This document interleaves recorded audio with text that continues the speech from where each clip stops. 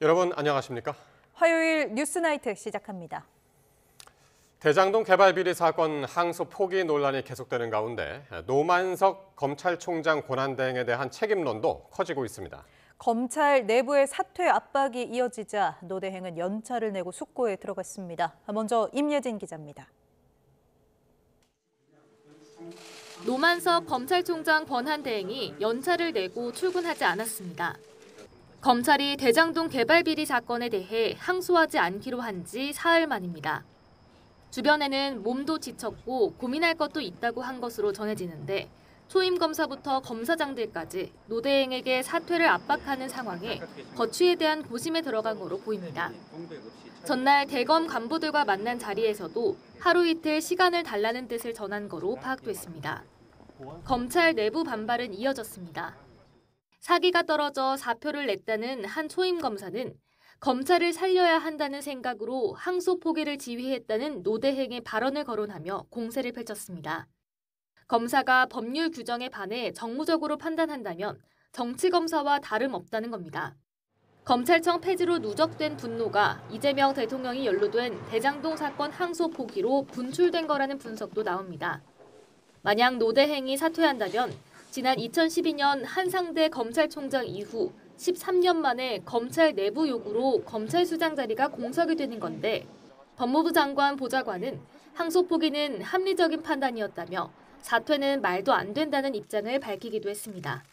YTN 임혜진입니다.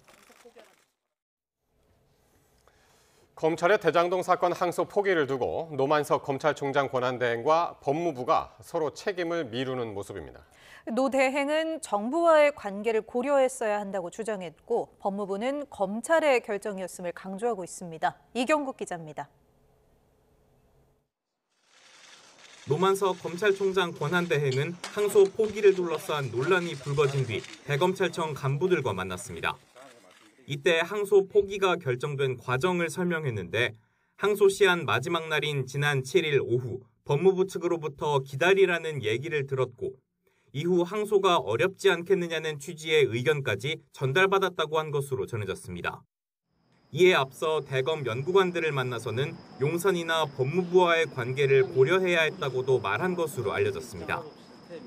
보안수사권 문제 등 검찰개혁 과정에 여러 현안이 있을 수밖에 없는 만큼 법무부의 의견을 따를 수밖에 없었다는 취지로 풀이됩니다. 하지만 법무부 측의 입장은 온도가 다릅니다. 신중한 검토가 필요하다는 의견을 전한 건 단순한 논의 차원이었을 뿐 항소 포기를 결정한 건 검찰이었다는 겁니다. 너무나 당연한 의사의 교섭 과정이에요. 기계적 항소를 하는 것이 맞겠는가에 대한 대검 지휘부의 결정이었던 것 같고 결국 노 대행과 법무부 모두 항소 포기에 대한 최종 책임은 사실상 미루는 모습입니다. 검찰 안팎에선 양쪽 모두를 향한 비판이 커지고 있습니다. 한 대검찰청 간부는 YTN과의 통화에서 정부와의 관계를 고려했어야 한다는 노 대행의 발언이 검찰 구성원을 설득할 수 있을지 심히 의문이라고 꼬집었고 법조계에선 인사권자인 법무부 장관이 사건에 대한 의견을 밝히는 데 있어 더 신중했어야 한다는 지적도 나왔습니다. 혼란이 이어지는 가운데 서울 고법은 피고인들 항소로 열리게 된 대장동 2심 재판을 이재명 대통령 위증교사 혐의 사건 담당인 형사 3부에 배당했습니다. YTN 이경국입니다. 대통령실은 검찰 지휘부의 대장동 사건 항소 포기 결정을 둘러싼 검사들의 집단 반발에 대해 특별한 입장이 없다고 밝혔습니다. 대통령실 관계자는 기자들과 만나 관련 질문에 이같이 답했습니다. 관계자는 이 대통령실의 항소 포기 개입 의혹을 두고는 야당이 제기한 정치적 의혹을 대통령실에서 대통령실 출입 기자가 묻는 건 적합하지 않다고 판단한다고 말했습니다. 또 다른 관계자는 YTN에 질문 자체가 적합하지 않다는 바로는 항소 포기 결정에 대통령 지시가 없었다고 일축한 거라고 의미를 설명했습니다. 이번 항소 포기 사태의 또 다른 쟁점은 최대 7,800억 원에 이르는 대장동 범죄 수익금을 환수할 수 있느냐는 겁니다. 국회 안팎에서 논쟁이 뜨거운 가운데 여야는 국정조사를 놓고 평행선을 달렸습니다. 임성재 기자의 보도입니다. 국민의힘이 요구한 항소 포기 관련 법사위 긴급 현안 질의는 결국 안건 미정 전체 회의로 개의됐습니다. 증인석을 텅 비운 채 안건도 없이 모인 여야는 최대 7,800억 원에 달하는 대장동 범죄 수익금을 주제로 치열한 설전을 벌였습니다. 국민의힘은 검찰이 외압 때문에 항소를 포기해 천문학적 금액을 범죄자에게 돌려주게 됐다며 특혜라고 쏘아붙였습니다. 이렇게 지금 회의를 하는 게 제정신입니까? 7,800억 이제 고스란히 대장동 일당 수중에 들어가겠죠.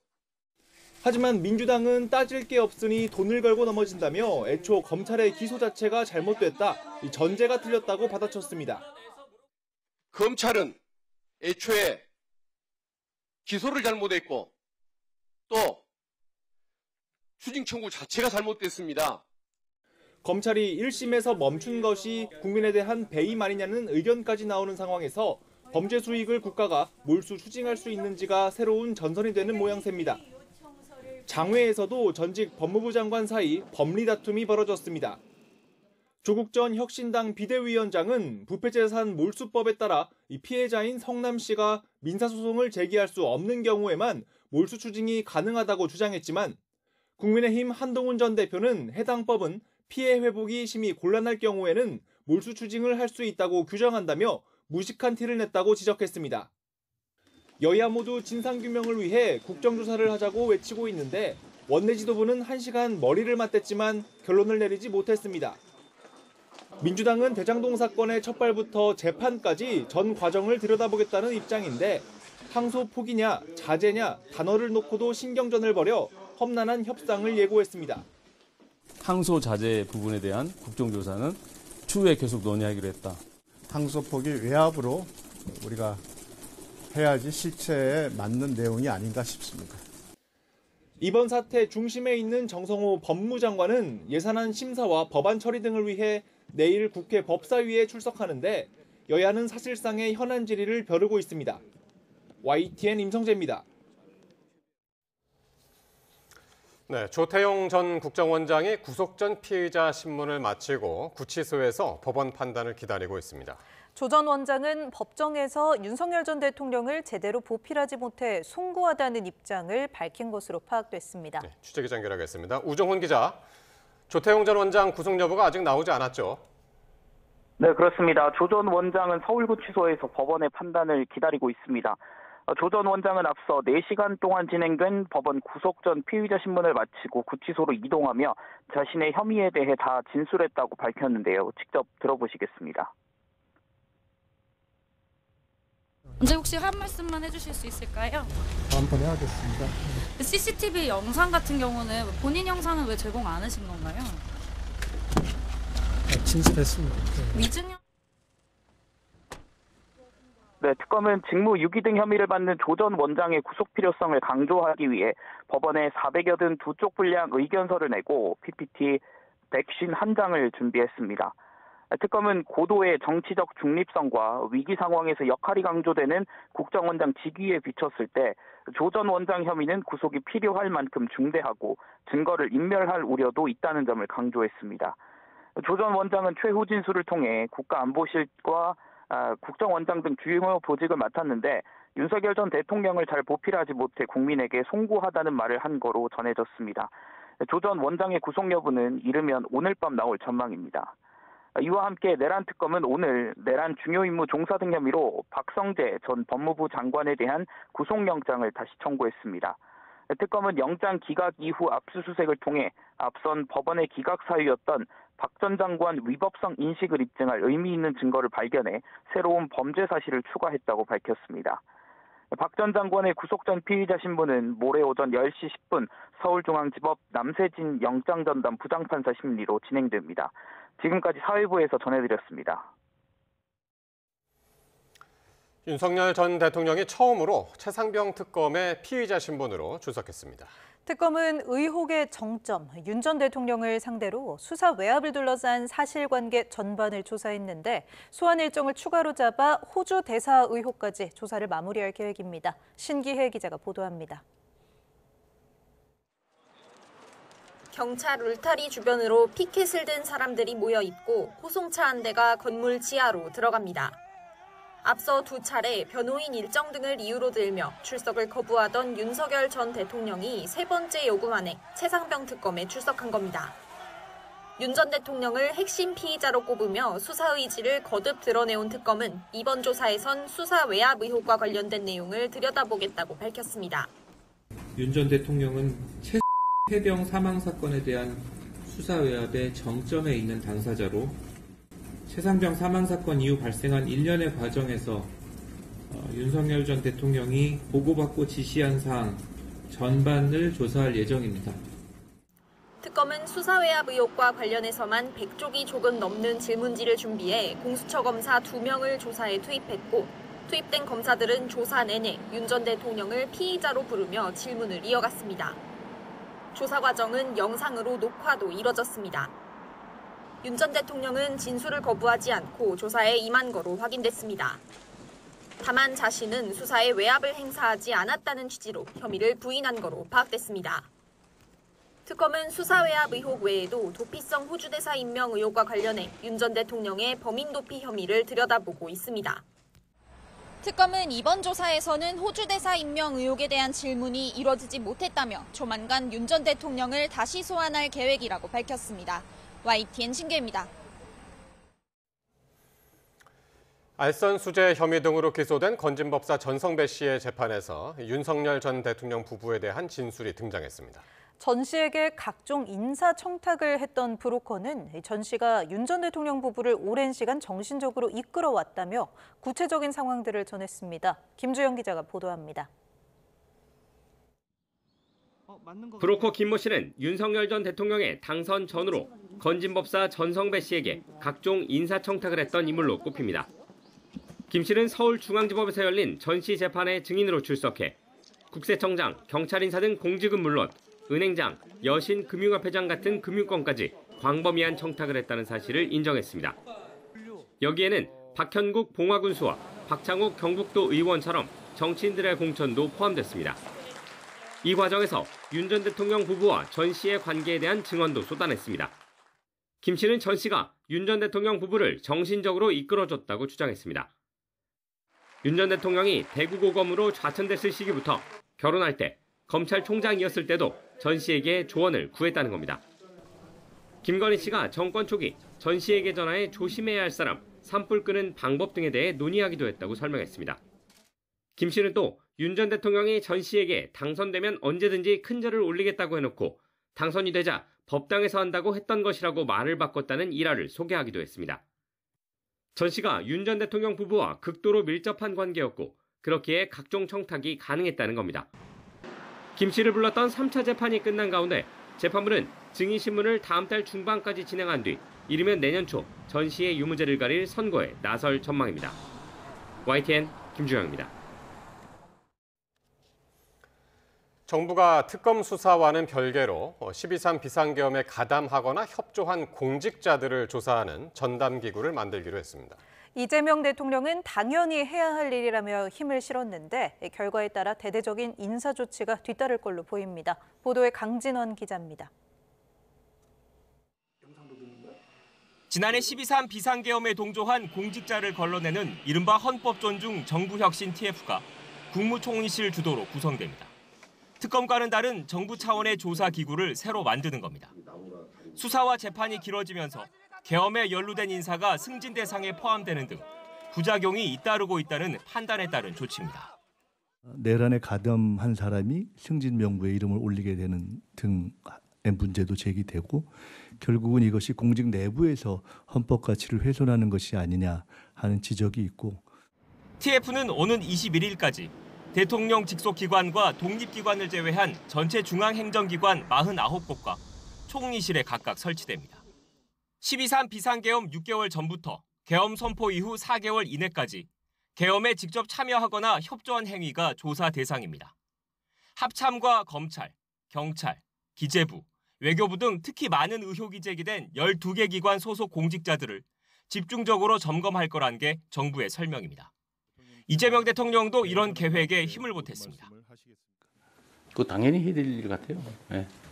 관여 정도에 따라서 이제 형사 처벌을 할 사안도 있겠고, 또는 행정 책임을 물을 사안도 있고, 또는 인사상 문책이나 또는 뭐 인사 조치를 할 정도의 낮은 수준도 있기 때문에 각 기관에 꾸려질 공직자조사 TF는 내년 1월 31일까지 조사 결과를 총리실 산하의 총괄 TF에 보고할 예정입니다. 이를 토대로 내년 2월 13일 설 연휴 전까진 인사 조치를 마무리하겠다는 구상입니다. 정부는 공직사회가 동요하는 걸 막기 위해 대상을 한정해 단기간에 조사를 끝내고 징계와는 별개로 공적이 밝혀질 경우 포상 등을 추진하기로 했습니다. YTN 강준원입니다. 지난 6일 무너진 울산 화력발전소 보일러타워 양옆에 있는 타워 2기가 발파 해체됐습니다. 구조와 수색의 걸림돌이 제거되면서 이 매몰자를 찾는 작업이 속도를 낼 것으로 보입니다. 오태인 기자입니다.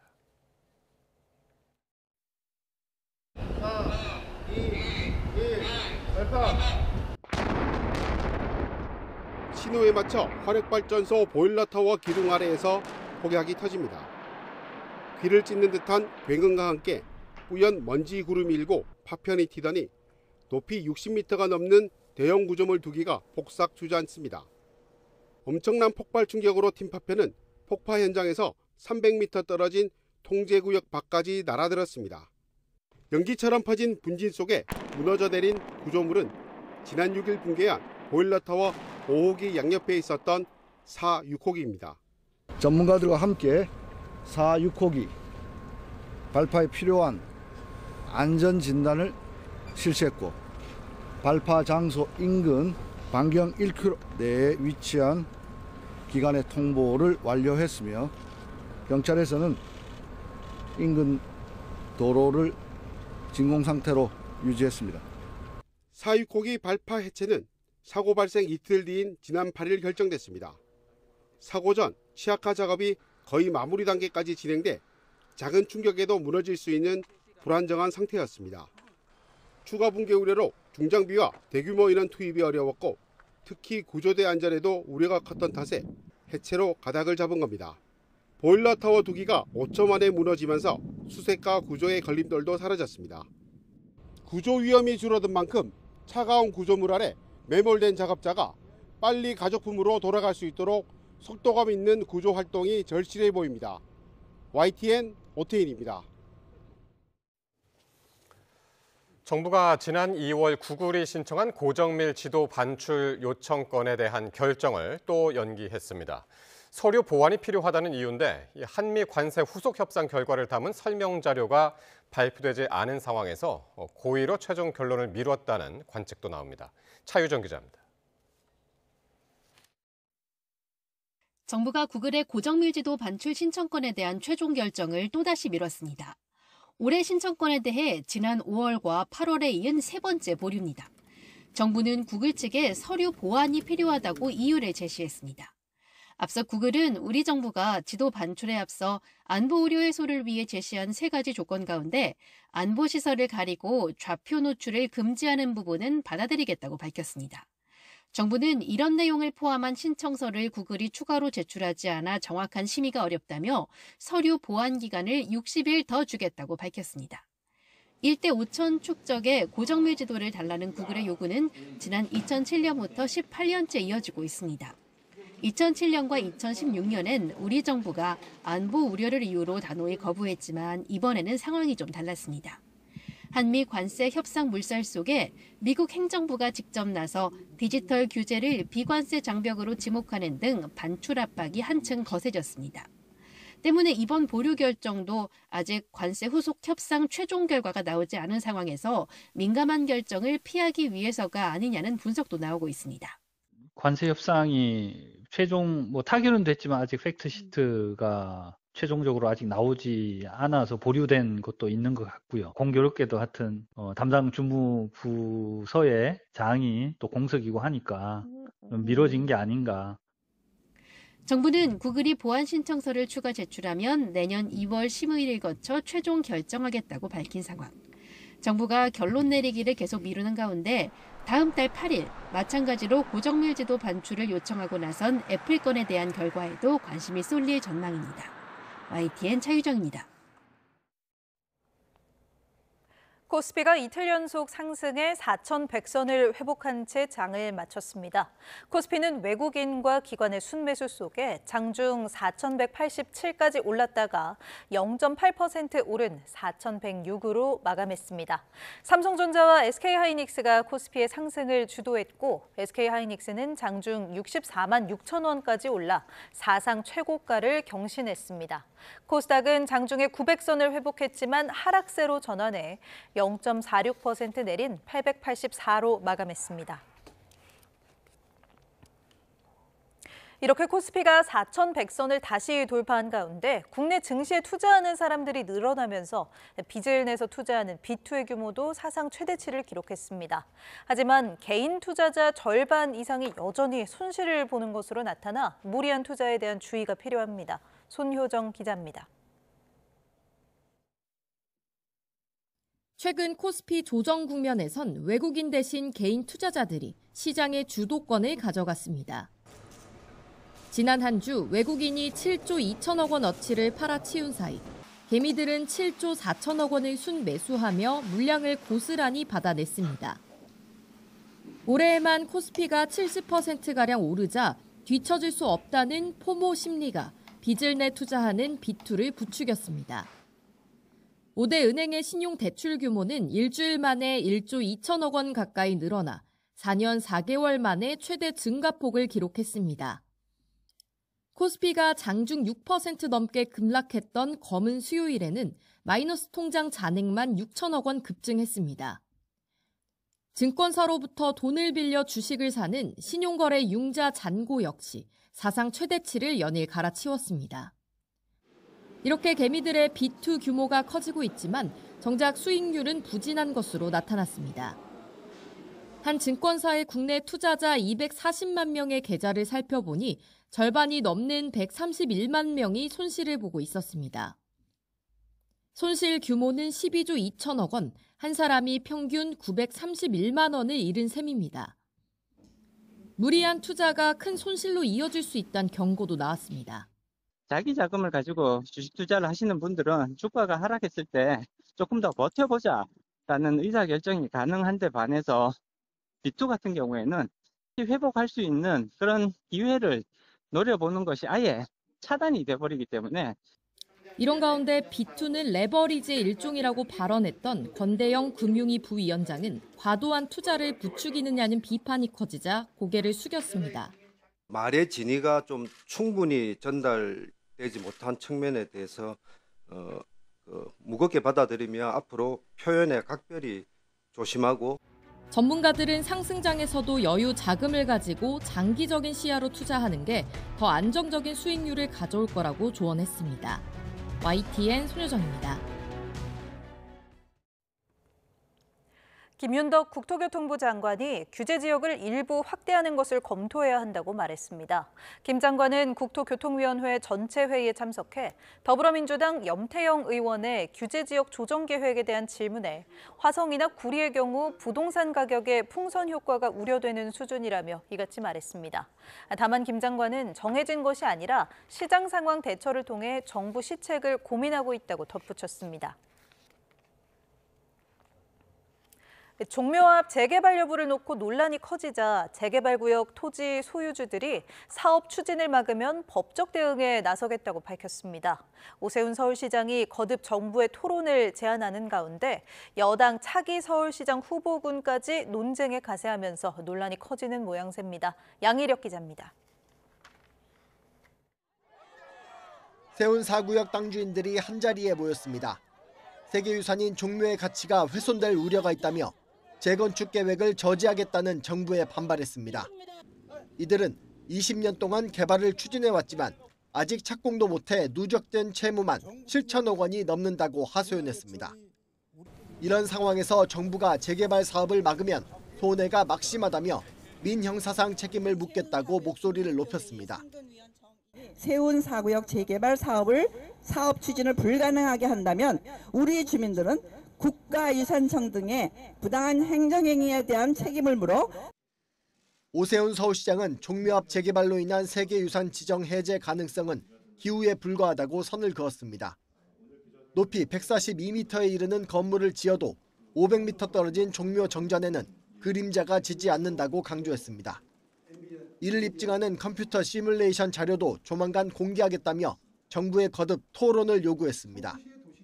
세계유산 지정이 취소되는 게 걱정이 되면 논의 과정부터 이런 갈등의 형태가 아니라 협업의 형태로 만들어주셔서 갈등 요소를 줄여주는 게 그게 정부가 할 일이고. 반면 여권에서는 차기 서울시장 후보군이 종묘 앞 재개발 논란에 가세했습니다. 문화유산의 가치는 한 번 잃으면 되찾을 수 없다며 시대착오적인 초고층 건물 개발 계획을 철회하라고 촉구했습니다. 반드시 종묘를 지켜내고 유네스코 문화유산으로서의 가치를 우리 자손 후대에 길이 보존할 수 있도록 끝까지 저지할 것입니다.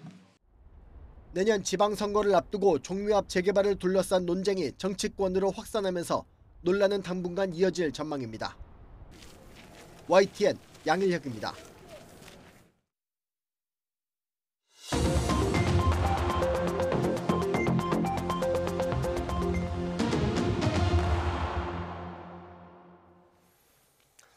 정치권 관심 뉴스 짚어보는 포커스 나이트 시간입니다. 오늘은 최창렬 용인대 특임교수, 최수영 정치평론가와 함께하겠습니다. 어서 오십시오. 안녕하세요. 네.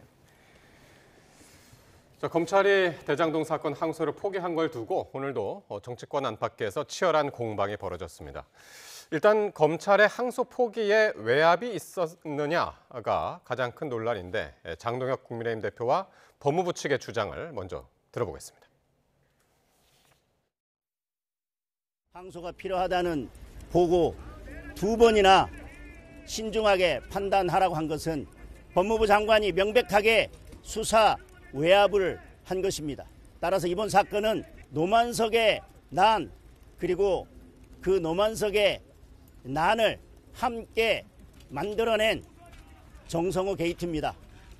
법무부 장관 반드시 책임져야 합니다.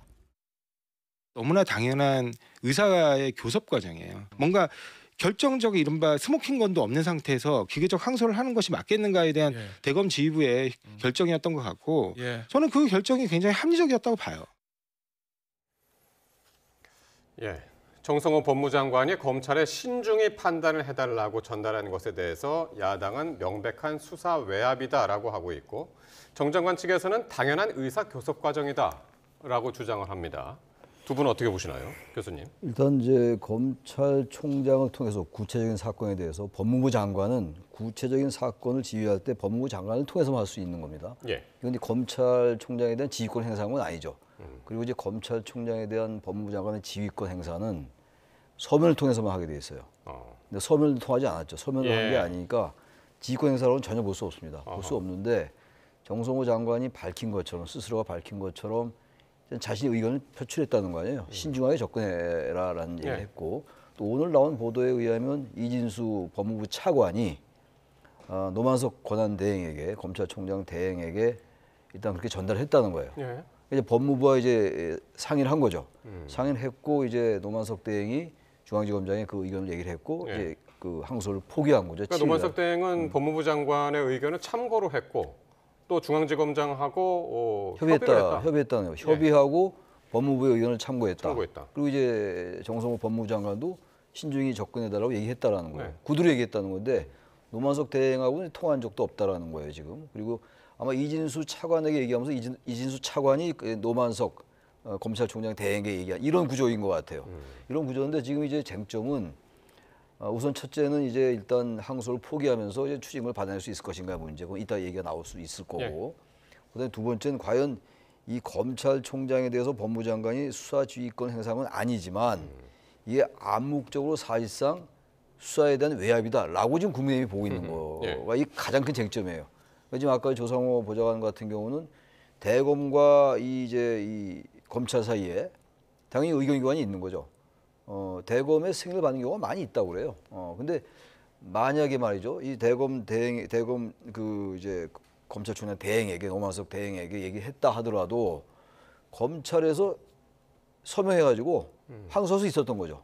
근데 어제 노만석 대행은 법무부의 의견을 따른 거로 봐야 돼요. 물론 이제 중앙지검장과도 이제 논의했다고 상의했다고 합니다만 그렇게 보는 게 상식적이지 않겠어요? 예. 지금 좀 의아한 거는 왜 중앙지검장은 그 얘기를 듣고 항소를 포기하면서 본인의 사의를 표명하고 이런 것도 뭔가 좀 의아하긴 해요.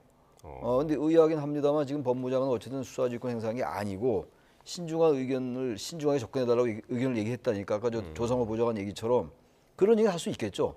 근데 과연 이제 그 사이에 뭐가 있는지 그 경위가 조금 더 상세해서 밝혀질 필요가 있을 것 같아요. 그러니까 노만석 대행이 이게 지금 외압이냐 아니냐를 이제 이야기하기 위해서는 여러 사람들의 그 이야기를 이제 종합을 해봐야 되는 건데 노만석 대행은 그랬죠.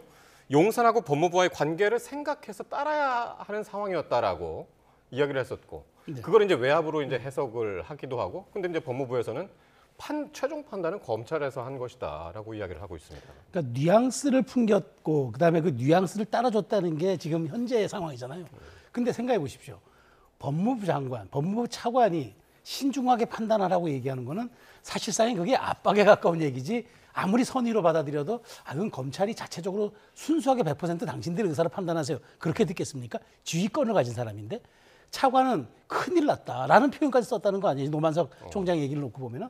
그러면 여러 가지 특히나 용산과 법무부의 관계, 검찰의 어려운 현실 이 모든 걸 얘기하면 그 검찰이 이제 1년 후에 없어지는 상황에서 노만석 대행 입장에서는 우리가 조금이라도 이걸 받아주면은 그나마 검찰이 형해화하거나 무력화되는 걸 조금이라도 덜 늦추거나 덜 막거나 하는 방법이 생기진 않을까라는 어떤 희망 섞인 기대상을 갖고 있었던 것 같고요.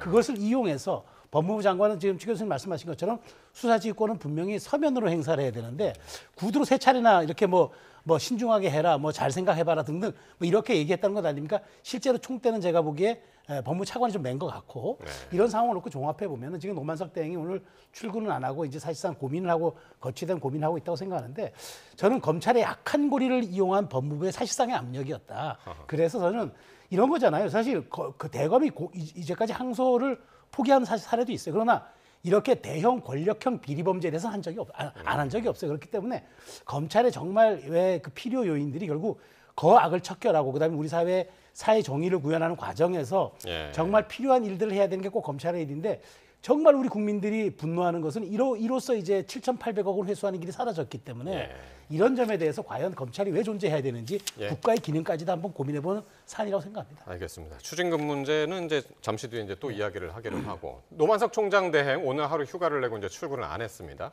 검찰 내부에서 지금 이제 사퇴 요구가 빗발치는 등 사면초가 상황인데 법무부에서도 이야기하고 국회에서도 지금 압력을 넣고 있고요. 사퇴를 할까요? 어떻게 보십니까? 사퇴할 것 같아요. 할 것 같다고요? 리더십이 거의 붕괴된 상황 아니에요? 저 정도면은. 이번에 지금 노만석 대행이 이런 상황에서 지금 휴가를 냈다는 거 아니에요? 오늘 자기 거취를 고민하려고. 이 상황에서 휴가 낼 상황은 아닌 거죠. 이 상황에 어쨌든 자신이 그 상의를 했기 때문에 지시가 됐건 상의가 됐건 어찌 됐든 간에 뭐 용산 법무부와의 관계도 고려했어야 된다. 이런 얘기도 했단 말이에요, 본인이. 그럼 상당한 정도의 파장을 일으킬 얘기를 한 거예요.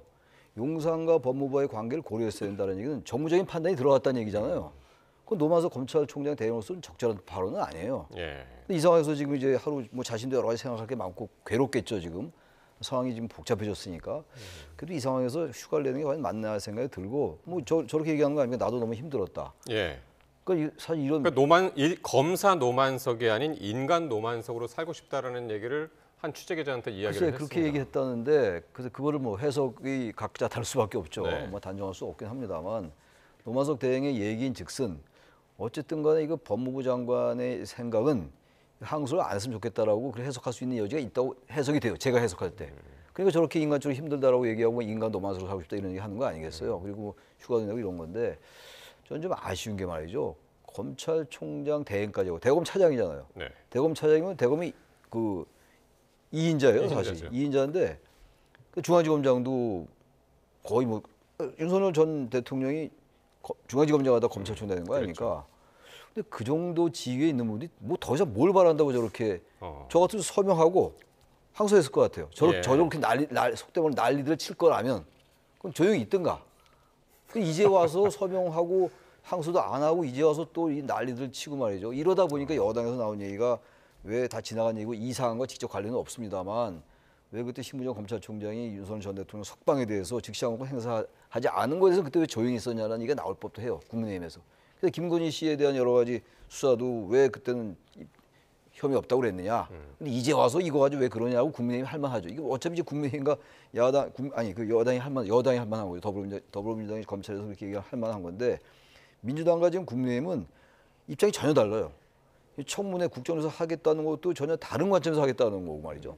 이런 상황이라서 검찰이 이번에 그렇게 자꾸 이러니까 일선 검사들, 뭐 지검장들이 지금 검사장들이 지금 항의를 하고 이랬다는 거 아니에요? 근데 예. 아무튼 검찰의 행동이 항상 이렇게 양측으로부터 비판받는 행동들을 해요. 제가 보기엔. 예. 자초하는 면이 있습니다. 예. 어쨌든 노만석 대행이 뭐 휴가를 길게 낸 게 아니라 오늘 하루 연차를 낸 그렇죠. 거란 말이에요. 내일 출근한단 말이죠. 네, 뭐 내일 출근하겠고 저는 거취일을 결정을 할 거라고 보는데, 근데 정말 저는 오늘 하는 걸 보면서 비겁하다는 생각이 들었어요. 그리고 오늘까지도 검사 노만석입니다. 그리고 검찰총장 대행입니다. 그러면 거기에 걸맞는 자기의 책임 있는 리더십을 보여줘야지 이제 와서 저렇게 인간 노만석으로 살고 싶다는 얘기를 하면 어떡합니까? 그건 퇴임한 다음에 변호사로 얘기하면 됩니다.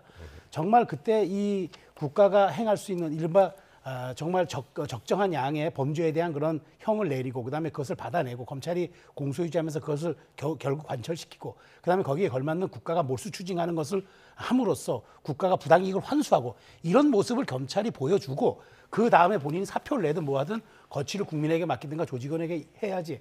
이렇게 문제가 되니까, 그리고 용산과 법무부와의 관계를 고려하지 않을 수 없었다. 민감한 얘기들은 저렇게 다 꺼내놓고 그다음에 본인은 하루 잠적해버리고 그다음에 여기에 대해서 선별적으로 대응하고 모든 억측과 추론은 정치권과 법조계에서 공방이 나오게 하고 이런 식의 무책임한 행동, 저는 정말 그건 총장 대행다운 모습이 아니라고 보고요.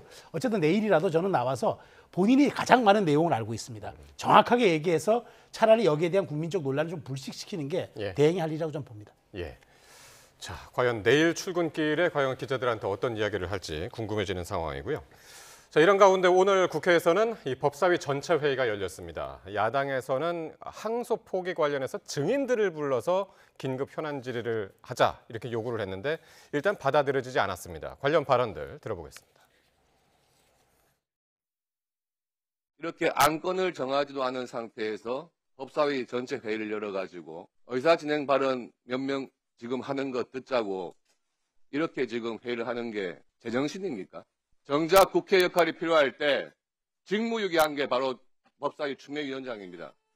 반성하십시오. 위원장에 대해서 제정신이냐 이런 말을 상습적으로 하시는데요. 네, 나가도 너무 나가지 않았습니까? 윤석열 구속 취소되었을 때 즉시항고 포기한 검찰총장에게 즉시항고 포기해야 됐다고 말했던 검사들 뭡니까 지금? 유동규 검사가 몇 년 구형했습니까? 7년 구형했어요. 그랬더니 판사가 징역 8년 선고했어요. 항소 왜 하겠다는 거예요? 징역형 내려달라고 항소하겠다는 겁니까? 예, 의제가 정해지지 않은 상태에서 여야 의원들의 강도 높은 의사진행 발언만 오갔고요. 결국 법사위 전체 회의는 40분 만에 정회가 됐습니다. 특히 이제 여당 의원들은 애초에 잘못된 기소였다. 항명 검사들 단호하게 조치해야 된다. 그러면서 지금 검사들을 비판하는 모습입니다. 그러니까 저 방향은 좀 의아하긴 해요. 왜냐하면 검사장들이 항의할 수 있어요. 왜냐하면 이게 일반적으로 이런 상황에서는 항소하는 게 일반적이잖아요. 항소 안 할 수 있어요. 네. 하고 안 하고는 다 뭐 검찰의 뜻입니다. 근데 일반적으로 의자들이 피고인들이 항소했기 때문에 일반적으로 검찰은 항소를 하죠. 대규모 사건이기도 하고 또 하나는 그 양형만 따질 때 이때만 항소 안 할 수가 있는데 지금 사실관계도 좀 애매한 게 좀 있어요. 여러 가지로. 2심에다 좀 물어볼 상황이 있었던 거죠. 근데 어쨌든 항소를 안 한 거예요. 지금 포기가 됐건 자제가 됐건 지금 더불어민주당은 자제라고 얘기합니다만 그 뭐 용어가 중요한 건 아니니까. 근데 이런 상황 속에서 지금 항명했다고 마냥 볼 수는 없을 것 같아요. 제가 볼 때. 일단 일선 지검장, 이 검사장들도 그렇고 일부 검사들이 볼 때 이건 좀 법무부에 뭐 외압이 있었던 거 아니냐라고 생각할 수 있는 거죠. 근데 이거 프레임이 이제 바뀌는 거예요. 그러니까 이 상황에서. 여와 야가 지금 어차피 그 여와 야의 주장은 다 아는 겁니다. 우리. 아까 지금 서영교 의원의 얘기가 아니 항소를 더 검찰 구형보다 높게 나왔는데 뭐 양형을 낮게 낮춘 뭐 항소냐 이렇게 얘기하는데 아니 그렇지 않은 피고인도 있었어요. 그렇죠. 구형보다 높게 나온 피고인도 있었고 그렇지 않은 피고인도. 근데 이 얘기가 또 이제 논란이 되는 게 정성호 장관이 성공한 수사였고 성공한 재판이다라는 이야기를 해가지고. 그러니까 성공한 수사 이야기하고 이거는 좀 배치되는 말이라. 좀 다른 얘기죠. 다른 얘기인데 아무튼 이런 상황 속에서 이제 검찰에서 일부가 이게 잘못된 거다라고 얘기하는 건데 이걸 항명으로 이제 이렇게 프레임을 바꾸는 것 같아요. 그리고 검찰이 왜 이렇게 집단 행동을 하냐 이렇게 됐는데 이렇게 하는 건데 이건 정치적인 단어예요. 어차피 여나 야나 지금 보니까 왜냐면 대장동 사건이 이재명 대통령이 재판 중에 있던 사건이었잖아요. 그러다 보니까 더 민감한 것 같아요. 제가 볼 때 야당도 그렇고 여당도 그렇고 그렇지않으면 이런 상황이 안 벌어졌을 것 같기도 해요. 함부로 단정 내릴 수는 없겠습니다만 그래서 이 상황을 일단 원론으로 돌아가서 원칙으로 돌아가서 법무부 장관이 수사지휘권을 행사한 것은 아니고 서면을 하지 않았으니까 그게 어쨌든 수사 외압으로 느껴지든 말든 그건 알 길이 없어요. 본인한테 물어볼 수도 없는 것이고 당신 수사 외압을 느꼈어요? 안 느꼈어요? 물어볼 수도 없는 거 아니에요. 그건 여당과 야당이 전혀 주장이 다른 것이기 때문에 이거 어차피 이건 항소를 안 했기 때문에 추징금 더 이상 높게 받을 수도 없어요. 이제 2심은 어차피 열리긴 열려요. 그래서 이제 이런 것들을 이제 물어보고 싶어가지고 야당에서는 오늘 정성호 장관 불러가지고 긴급 현안 질의 해야 된다라고 이제 그런 주장을 했었는데 오늘은 일단 안 나왔고 위원장이 받아들이지 않았고 내일 법사위 예결위 하고 이제 예산안 때문에 법사위하고 예결위에 나온다는 거잖아요. 나오죠. 그러니까 내일은 뭐 예산 관련한 거지만 뭐 예산 한다고 해서 다른 거 질의 못하는 거 없습니다. 할 수 있습니다. 아마 예산보다도 내일 아마 이 부분이 아마 집중이 될 것 같습니다. 예결이든 아마 법사위든 간에. 근데 저는 정성호 장관이 오늘 같은 얘기를 하게 되면은 저는 논란이 더 커질 수밖에 없다고 봐요. 오늘은 매우 말하자면 선을 타거나 가르마를 타는 얘기가 아니라 논란을 부추길 만한 얘기들이에요. 말씀하신 것처럼 성공한 재판과 수사였다고 하는데 내용은 그렇지 않았고 그다음에 더더군다나 논란이 됐던 그거예요. 본인도 변호사 출신 법률가면서 이거 민사에서 충분히 7천억 원 다 받아낼 수 있습니다. 그럼 완전히 사실을 오도하는 거예요. 성남개발공사가 지금 민사 소송한 게 지금 13개월째 되지도 않고 있지만 금액 얼마인지 아세요? 5억 1천만 원 걸었어요. 5억 1천만 원 우리 받아내겠다고 지금 민사 소송하는데 특히나 민사 소송은 어찌 보면 사인 간의 어떤 말하자면은 재산권 다툼에 가까운 게 민사고 형사 재판이야말로 이게 유무죄를 가리는 데다가 국가가 부당한 수익과 범죄 수익에 대해서는 몰수 추징하는 일종의 공권력 행사이기 때문에 사안 자체가 성질이 완전히 다른 거예요. 그런데 저렇게 호도해 버렸기 때문에 내일 그러면 국회에 나온다고 하더라도 그러면 노만석 총장과 법무차관에게 어떤 과정으로 통해서 얘기를 했는지 그다음에 이 사안 재판에서는 어떻게 또 보는지 그다음에 또 하나 있을 겁니다. 정부 측 대리인 아닙니까? 법무장관은. 그러면 이 수사가 만약 여기서 2심에서 검찰은 빠지고 이제 피고인들이 주도하는 재판이 됐을 때 결국 이 재판이 끝났을 때 대통령의 최종 종점인 대통령의 재판은 어떻게 또 진행되는지. 왜냐하면 수뇌부라고 또 한정을 지었던 1심 판결 선고문이 있어서 이런 점들을 설득하지 못하면은 이 논란은 점점 더 커질 수밖에 없는 산이라고 좀 봅니다. 내일은 진짜 정성호 법무장관의 입에 모든 초점이 이제 모아질 것 같은 그런 분위기인데요. 지금 말씀하신 것처럼 지금 범죄 수익 환수가 가능하냐 이런 논란도 한창인데 오늘 성남시가 항소를 포기한 검사들 그리고 법무부 장관 그리고 노만석 대행 정진우 중앙지검장 등을 공수처에 고발을 하기로 했습니다. 그러니까 성남도시개발공사가 대장동 배임 피해 배상을 받을 기회가 사라졌다. 그런 의미인 거죠. 언론에서 얘기하는 게 7,815억 원을 이번에 구형을 했어요. 추징 구형을 했었는데 검찰에서. 근데 이제 추징금이 선고된 건 1심에서 473억이에요. 네, 473억. 473억 정확하게. 근데 지금 오해가 좀 있는 게 7,815억 원을 추징 구형을 했는데 지금 언론에서는 일단 7천억 원을 못 받게 생겼다. 그리고 이제 야당에서 그렇게 얘기하는데 그건 사실과 맞질 않아요. 이게 만약 7,815억 원이 다 받아내려면 추징금이 되려면 이번에 이제 무죄가 나온 게 많아요. 이해충돌방지법도 무죄가 됐고 그리고 뇌물죄도 정민영 변호사를 제외하고는 다 무죄가 나왔어요. 뇌물도. 그러니까 이제 특가법상이 아니라 그 업무상 배임 혐의로 이제 유죄가 나온 게 일부 있는 겁니다. 지금 그 추징금도 413억이 나온 건데 이게 만약 7,815억 원이 정말 손해가 났다고 주장하려면 말이죠. 2심에서 완전히 지금 검찰이 기소한 부패 범죄 관련 혐의가 전부 유죄로 확정돼야 돼요. 2심에서 유죄로 확정이 되고 그다음에 추징 금액 이게 7,815억 원에 대한 추징을 했는데 검찰이 1심에서 2심에 가서 이 7,815억 원이 다 받아들여져야지 야당 주장처럼 7천억 원 이상을 지금 손해봤다. 항소를 안 하면서 이렇게 주장할 수 있는 거죠. 그래서 그건 법률적으로 맞지 않는 얘기예요. 이거 너무 과하게 자꾸 부풀린 측면이 있고 또 지금 현재 검찰이 2022년도 법원에서 인용된 추징 보전이 있어요. 2천억밖에 추징 보전이 안 돼 있어요 지금. 2천억밖에 안 되기 때문에 7,800억 원이 완전히 국고로 환수될 게 이번에 항소 포기로 인해서 날아갔다 이런 주장은 맞지 않는 겁니다. 그건 정확히 할 필요가 좀 있어요, 법률적으로. 예. 그러면은 지금 성남시에서 이야기하는 것은 뭔가요?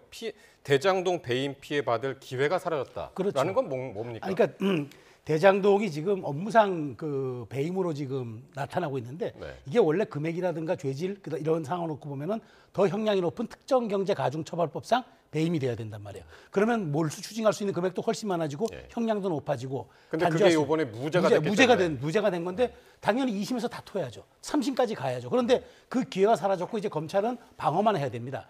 이 모든 재판의 주도는 피고인들이 합니다. 우리가 더 유리한 조건으로 계속 얘기하게 되고 그다음에 앞으로 양형 때문이라도 더 낮추기 위해서라도 그 검찰의 무리했던 수사가 있었다고 더 얘기할 가능성이 크고 이렇게 되면은 마지막 그 최종 결정권자라고 얘기했던 성남시 수뇌부와의 연결고리는 거의 끊어지게 됩니다. 그렇게 되면은 형사적으로 여기에 대해서 사실상의 무죄가 나거나 형이 감경되면은 민사는 더더구나 해볼 필요도 없는 거예요. 그러면은 바로 대장동 배임 피해 배상을 받을 수 있는 기회가 박탈됐다고 보기 때문에 이걸 수사하는 게 공수처입니다. 그러니까 지금 검사들 이 관련된 사람들을 전부 지금 공수처에 고발한 거죠. 성남시. 왜냐하면 성남 그 도시개발공사는 돈을 받을 수 있는 피해 주체입니다. 그렇기 때문에 고발할 수 있는 권한이 있는 거죠. 그런 측면에서 불씨를 다시 이제 공수처로 살린 건데 과연 공수처가 그러면 이걸 가지고 수사 또 재개할 수 있을까? 고발을 받아서 그것도 지켜봐야 할 대목이긴 하지만 어찌되었든 성남도시개발공사 이렇게 나오는 일은 실제로 제가 아까 말씀드린 대로 지금 민사를 해봤자 13개월째 지금 되지도 않을 뿐더러 금액 자체가 5억 1천만 원밖에 걸지 않았기 때문에 아무 의미가 없어요. 최 교수님 말씀하신 대로 2천억 원이라 하더라도 실제로 김만배 씨가 이렇게 되면 2심에서 다 끝나버리면은 1,600억 원 가져가 버립니다. 그러니까 지금 이제 워낙 많은 재판 이야기가 나와가지고 이제 좀 헷갈리는 부분인데 지금 말씀하신 부분은 성남도시개발공사가 지난해 10월에 대장동 민간업자들 그리고 이재명 대통령을 상대로 해서 5억 1천만 원을 물어내라고 민사소송을 제기한 것이 있습니다. 근데 지금 13개월이 지났는데 재판이 한 번도 열리지 않은 이유가 뭐냐면 대장동 형사재판에서 배임 피해액이 확정돼야 그걸 근거로 해서 재판이 열려가지고 뭐 가져갈 거 아니에요. 근데 그 판결을 기다리는 바람에 지금 열리지 않았다는 거거든요. 그리고 손해배상 민사소송의 손해배상이잖아요. 이건 사실 형사법상의 그 추진과는 좀 다른 측면이 있어요. 절차가 완전히 다르게 구별될 수가 있는 건데 일단 형법에서 형사 사건에서 이게 유죄가 확정이 되고 그래야지 민사소송의 손해배상에서 유리할 수 있는 거거든요. 연계돼 있어요. 이게 전혀 별개의 트랙이긴 합니다만 그게 또 하나 있고 지금 이번에도 지금 1심에서 그런 얘기를 했어요. 성남도계공이 피해를 회복하는 심이 쉽지 않다. 라고 판시를 했다고 이번에 1심에서 말이죠. 지금 아까 말씀하신 그거하고 맥락이 같은 거죠. 지금 소송이 제기돼 있습니다만 열리지 않고 있고. 그러니까 사실상 지금 국가가 뒤늦게나마 이제 피해 회복 과정에 국가 개입해야 한다라고 이제 판시를 했는데 재판부가 보기에도 지금 현재 이 상황 속에서 민사소송이 다시 재개되고 손해배상을 통해서 이 환수하기는 대단히 어렵다고 보고 있는 거예요 지금. 그래서 또 하나가 일단 지금 이재명 대통령이 이제 퇴임 후에 뭐 재판이 열릴지 뭐 열리겠죠. 나중에 일이겠습니다만 그렇게 되기 때문에 형사 재판이 나중에 미뤄졌기 때문에 이 민사소송은 더 어려워진 게 사실이에요. 그건 분명히 인정을 해야 돼요. 그러니까 지금 여기 나온 얘기들이 그래서 이제 성남시가 소송한 거고요. 근데 5억까지는 안 되는 거죠. 5억. 지금 워낙 지금 이 추징금이 많았고 지금 어제 검찰이 2천억 원 추징 보전을 했어요. 근데 만약에 이제 무죄가 된 게 그대로 확정이 되면 보존된 2천억 중에서 피의자들의 돈이 돌려줘야 된다고요. 그렇게 되면 나중에 손해배상이 결정된다 하더라도 그걸 받아낼 수 있는 방법이 또 없는 거죠. 그래서 이제 가압류를 신청한 거잖아요, 성남시에서. 그 부분에 대해서. 일단 가압류를 걸어놓고 못 나가게 하겠다는 거죠. 그래서 이제 2심 판결이 이제 다시 어쨌든 2심은 진행됩니다. 왜냐하면 피의자들이 다시 항소를 했기 때문에 검찰은 방어만 해야 되고 공격을 이제 피의자들이 하는 거죠. 그 와중에서 이제 피의자들이 이겨버리면 1,600억 가져가니까 일단 그거 못 가져가게 가압류 걸어놓겠다는 건데 이것 또한 사실은 한시적일 수밖에 없어서 이게 자꾸 논란이 불거질 수밖에 없는 거죠. 알겠습니다. 자, 다음 이슈를 넘어가겠습니다. 정부가 지난해 비상계엄 사태에 가담한 공직자를 가려내기 위한 정부 차원의 TF를 추진을 합니다. 김민석 국무총리의 제안을 이재명 대통령이 즉각 수용하면서 본격화됐는데요. 관련 발언들 한번 직접 들어보시겠습니다.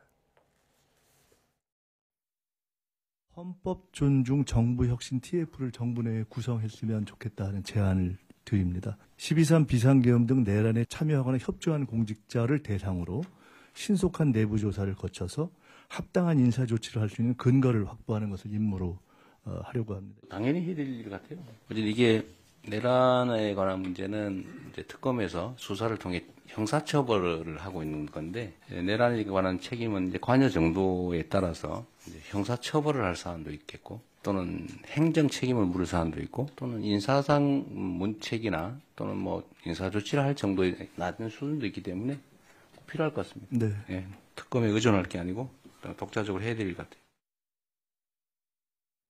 예, 오늘 갑자기 나온 얘기라, 그러니까 이른바 헌법 존중 정부 혁신 TF, 그러니까 49개 전체 중앙 행정기관이 이제 대상인데요. 특히 이제 합참이라든가 검찰, 경찰, 기재부, 외교부, 국방부 등 해서 12개 기관을 집중 점검해가지고 그 중에서도 비상계엄에 모의를 했다거나 실행하는 데 참여했다거나 정당화하거나 은폐한 행위를 조사하기로 한 겁니다. 네. 내년 2월까지 한다고 그러네요. 마무리 짓겠다. 내년 2월까지니까 그렇게 긴 기간은 아니에요. 네. 짧은 기간에 그러니까 빨리 하겠다는 거죠. 단계에 끝내야 되겠죠. 이거 너무 오래 할 건 아니에요. 이건 특검 수사도 아니기 때문에 조사라는 건데 좀 필요하다고 봐요. 왜냐하면 이제 지금 이번에 나온 얘기도 군에서 말이죠. 어쨌든 직간접적으로 관여했던 걸로 알려진 사람들의 승진 명단에 올라가 있고 이런 게 문제가 좀 됐어요. 되고 그게 그때 이제 계엄을 하면서 그때 윤석열 전 대통령의 계엄이 실패하고 탄핵이 되고 파면된다고 생각하지 않았을 확률이 높아요. 일반적으로 공무원들은. 일반 국민들은 뭐 그렇게 생각 안 했을 수 있는데 일반 군이라든지 공직자들은 그렇게 생각할 수 있는 개연성이 있어요. 다 그런 건 아니겠습니다만. 따라서 은근히 여기에 대해서 적극적으로 나서서 뭐 실행하거나 이러지 않았다 하더라도 거기서 직간접적으로 지지하거나 이런 식의 행동을 했을 수 있어요. 그건 조사를 통해서 알려질 수밖에 없어요. 근데 이게 이제 그렇지 않고 이제 묻혀져 가니까 이게 특검 수사 대상은 아니거든요. 그러다 보니까 이제 그 내부에서 어떤 행정적인 책임을 진다든지 뭐 감찰 대상이 될 수 있는 부분들이 그대로 넘어가고 있는 거예요. 저는 이거는 늦었지만 의미가 있다. 이거는 밝혀내야 돼요. 내란은 이런 게 내란 정식이에요. 근데 이걸 너무 내년까지 하기로 했는데 내년 초까지 그 더 이상 하면 안 될 것 같아요. 그렇군요. 일단 빨리 끝내되 밝힐 건 분명히 밝혀내서 책임을 지울 건 지우고 적어도 인사상의 승진이나 이런 대상들은 뺄 필요가 있죠. 불이익을 줄 필요가 있다 이런 말씀입니다. 저는.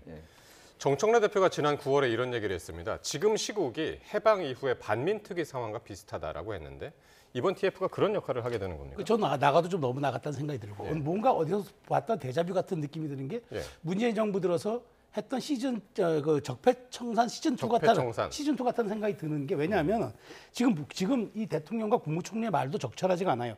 지금 내란 혐의로 수사나 조사받고 있는 혐의자들이잖아요. 그런데 지금 총리는 내란에 참여하거나 협조하는 공직자라고 단언을 해버립니다. 규정을 해버렸어요. 대통령도 내란에 대한 책임은 관여 정도에 따라 형사처벌할 수 있다 얘기를 하는데 지금 수사와 재판이 진행 중에 있습니다.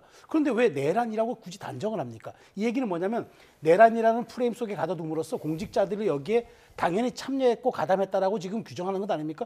이거야말로 대통령이나 국무총리 같은 최고위 공직자들이 해서는 안 될 행위들이죠. 왜냐하면 정치적 중립을 지켜야 되는데 또 하나 지금 왜 저는 이것이 지금 화두가 될까? 전 생각해 보니까 지금 결국 공무원 줄 세우러 가려는 연말이나 연초가 공무원들 인사 시즌이거든요. 그럼 1급서부터 차관까지 공직자들은 정무직이니까 대통령이 임명한다고 치지만 1급 이하 공직자들은 모든 과정을 거쳐야 돼요. 뭐 인사평가라든가 고과라든가 결국 이것이 새 정부의 철학에 걸맞는 내 사람들을 줄 세우겠다는 의도를 이른바 이런 어떤 TF를 통해서 속아내겠다는 의사를 좀 간접적으로 드러낸 것이 아니냐 매우 부적절하다 생각이 되고요. 이미 그 계엄으로 인한 그 시간은 3시간밖에 안 됐습니다. 여기에 관여했던 사람들이 이미 3대 특검이 거의 다 찾아냈어요. 자, 근데 또 뭘 찾아내겠다는 겁니까? 전체 중앙부처를 대상으로. 그러니까 결국 정부가 해야 할 일이 민생이라든가 국가 안정인데 내란은 3대 특검에 맡기겠다고 한 것 아닙니까? 내란 혐의는? 근데 대통령과 총리가 이렇게 쿵하고 짝 하듯이 국무회에서 이렇게 주고받는 얘기는 결국 공직사회를 저는 빙하기로 끌고 가겠다는 얘기 같은데 과연 이게 지금 이재명 정부가 6개월 동안 골든타임이라고 했던 그 성과의 시기가 맞는지 질문하고 싶습니다. 내년 1월까지 마무리하고 인사까지 마무리하는 것은 한 2월 중순까지 진행하겠다. 이게 이제 정부의 시간 계획입니다. 자, 여기까지 듣도록 하겠습니다. 지금까지 최창렬 용인대 특임 교수, 최수영 정치평론가와 함께했습니다. 고맙습니다. 고맙습니다.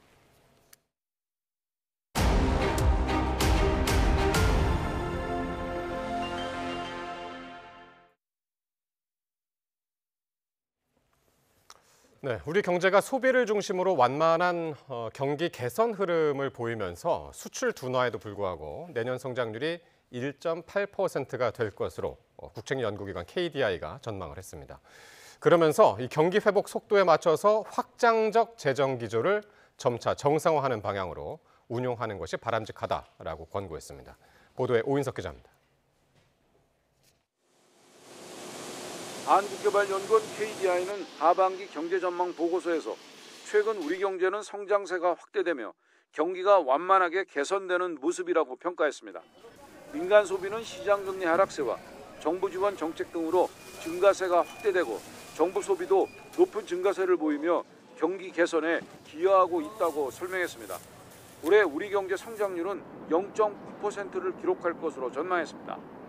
KDI는 내년 우리 경제가 수출 증가세의 둔화에도 불구하고 내수가 회복세를 나타내며 1.8% 성장할 것으로 예측했습니다. 지난 8월보다 전망치를 0.2%포인트 상향 조정한 겁니다. 민간 소비는 올해보다 0.3%포인트 높은 1.6%가 될 것으로 전망했고 설비 투자는 반도체 관련 투자 수요가 높은 수준을 지속하며 2.0%의 완만한 증가 흐름을 예측했습니다. 건설 투자도 올해 큰 폭의 감소세에서 2.2% 증가로 전환될 것으로 내다봤습니다. 수출은 미국 관세 인상의 부정적 영향이 본격적으로 파급되면서 올해보다 낮은 1.3% 증가에 그칠 것으로 내다봤습니다. 시장금리 하락세, 확장적 재정 정책으로 소비가 개선되는 가운데 누적된 건설 수주가 시차를 두고 부분적으로 건설 투자로 연결될 수 있을 것으로 생각이 됩니다. KDI는 전망의 위험 요인과 관련해 통상 관련 불확실성이 지속되는 가운데 통상 협정 세부 사항과 미국 내 법적 이슈 등에 따라 수출에 작지 않은 영향을 미칠 수 있을 것으로 전망했습니다. 앞서 정부는 내년 성장률 전망을 1.8%, IMF와 OECD는 각각 1.8%와 2.2%로 예측했습니다. 정책 방향과 관련해 KDI는 경기 회복에 맞춰 확장적 재정정책 기조를 정상화해 큰 폭의 재정적자 흐름이 고착화하지 않도록 노력할 필요가 있다고 권고했습니다. 통화정책은 경기 부진 완화와 물가 안정세를 감안할 때 당분간 현재와 유사한 기조로 운영할 필요가 있다고 설명했습니다. YTN 오인성입니다. 네, 방금 들어온 소식입니다. 울산 화력발전소에서 붕괴 사고로 인한 매몰자 중에서 추가로 남성 한 명이 발견됐다는 소식입니다. 60대 남성인데요. 하지만 사망 판정을 받았고 전체적으로 9명 중에 2명이 사고 초반에 이제 발견이 됐고 그분들은 중상과 경상이 있었고요. 7명 중에 지금 사망이 4분으로 늘어났습니다. 그리고 나머지 3분, 그중에서 위치가 확인된 분 1명이고 아직 미확인된 분이 2명이 아직 남아 있습니다. 조금 전에 울산 남구 화력발전소 붕괴 현장에서 매몰자가 추가로 발견됐다는 소식 전해드렸습니다. 네, 세계 최고 자살률인 한국 사회, 고립과 은둔 계층이 적지 않습니다. 이 사회적 관계망이 없다고 답한 사람이 270만 명에 이르고요. 특히 20대 은둔 경향이 60세 미만 계층 가운데 가장 높은 것으로 조사됐습니다. 이승은 기자가 보도합니다. OECD 자살률 1위 한국, 지난해 14,800여 명, 하루 평균 40명꼴로 스스로 목숨을 끊었습니다. 또 고독사 사망자는 지난 2023년 3,661명, 5년 전에 비해 20%가 늘었습니다. 국가데이터처가 13세 이상을 대상으로 조사한 결과 평소 외롭다고 응답한 사람이 10명 중 4명꼴이었습니다. 자주 외롭다고 답한 사람은 전체의 4.7%, 남자보다 여자가 나이가 많을수록 외로움을 더 느꼈습니다. 나아가 도움을 받을 수 있거나 교류하고 있는 사람이 없다. 그러니까 사회적 관계망이 없다고 답한 비중은 5.8%였습니다. 인구로 보면 270만 명 정도나 됩니다. 사회적 관계망이 없고 외롭다고 응답한 교집합 그룹은 전체의 3.3%, 150만 명 정도였습니다. 은둔을 측정하기 위한 외출 빈도 조사에서는 평소 일주일에 하루 미만 외출하거나 집 밖으로 거의 나가지 않는다고 답한 사람이 2.7%였습니다. 60세 이상이 6.4%로 가장 많았습니다. 그런데 그 다음으로 20대가 많아 눈길을 모으고 있습니다. 고령층을 제외한 경제활동이 활발한 연령대에서는 20대가 1.3%로 다른 연령대보다 높게 나타난 것이 주목할 만한 점으로 보입니다. 취업난에 경쟁적 사회 분위기에서 혼자만의 세계에 만족하는 경향이 굳어지고 있기 때문으로 전문가들은 분석합니다. 대인관계가 좀 힘들고 자존감이 좀 낮은 이런 사람들에게 다양성 있는 잡 또는 다양성 있는 특성을 이해해주는 사회 환경 이런 것들이 돼야 되겠죠. 우리 사회 유지를 위해 외로움과 고립, 은둔의 부작용을 막기 위한 대책도 출산 장려책만큼이나 중요합니다. YTN 이승은입니다. 정부가 2035년까지 줄이기로 한 국가 온실가스 배출량 목표치가 국무회의를 거쳐 확정됐습니다. 이재명 대통령은 탄소 중립 사회로의 전환은 피할 수 없는 길이라고 강조했습니다. 홍민기 기자입니다. 이재명 대통령 주재로 열린 국무회의에서 2035년까지 감축할 국가 온실가스 배출량 목표치가 확정됐습니다. 2018년 온실가스 순 배출량 7억 4천만 톤 대비 최소 53%에서 최대 61% 사이로 줄이기로 한 겁니다. 2015년 파리 협정 가입국인 우리나라는 5년마다 감축 목표치를 상향 설정해 유엔에 제출해야 합니다. 시민사회 요구 65%와 산업계 요구 48% 사이에서 고심하던 정부는 지난해 헌법재판소 결정과 국제기구 권고 등을 고려해 범위 형태로 목표치를 정했습니다. 48%는 아무래도 위헌성이 있어서 산업계 쪽은 그 안을 선호하긴 했습니다만 위헌성이 있어서 제외했고요.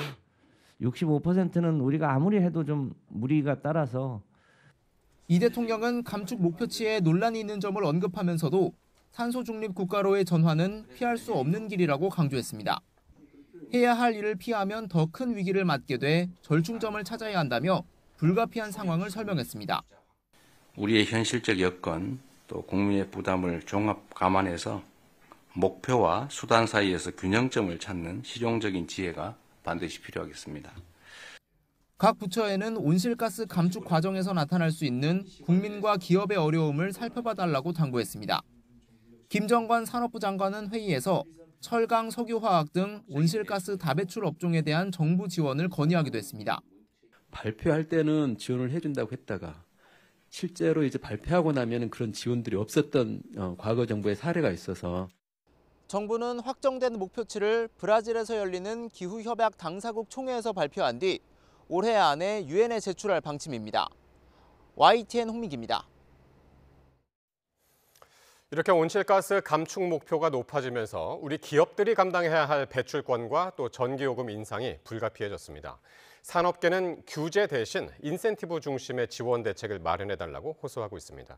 계속해서 박기환 기자입니다. 국내 온실가스 규제는 배출권 거래제를 중심으로 형성돼 있습니다. 배정받은 것보다 더 많은 온실가스를 배출하려면 덜 배출하는 기업이나 기관으로부터 배출권을 경매를 통해 돈 주고 사야 하는데 기업 발전사 할 것 없이 마찬가지입니다. 이번 국가 온실가스 감축 목표에 따라 국내 배출권 전체 개수가 17% 가까이 줄면서 현재 1톤에 10,000원 수준인 배출권 가격은 더 높아질 수밖에 없습니다. 배출권을 사는 것보다 내가 기술 투자를 해서 탄소를 줄이는 게 더 효과적이겠다고 하는 가격 신호로 작동해야 되는데 최소한 4-5만 원 선 이상은 가야 되지 않을까. 특히 탄소를 많이 배출할 수밖에 없는 업종일수록 타격이 더 큽니다.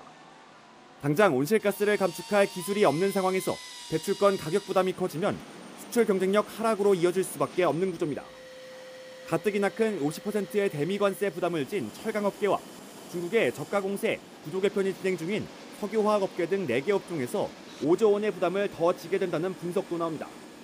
수출 주력 업종에 대해서 배출권 무상 할당이 적용되지만 이마저도 점진적으로 무상 비중은 줄이고 유상 비중을 높인다는 게 정부 계획입니다.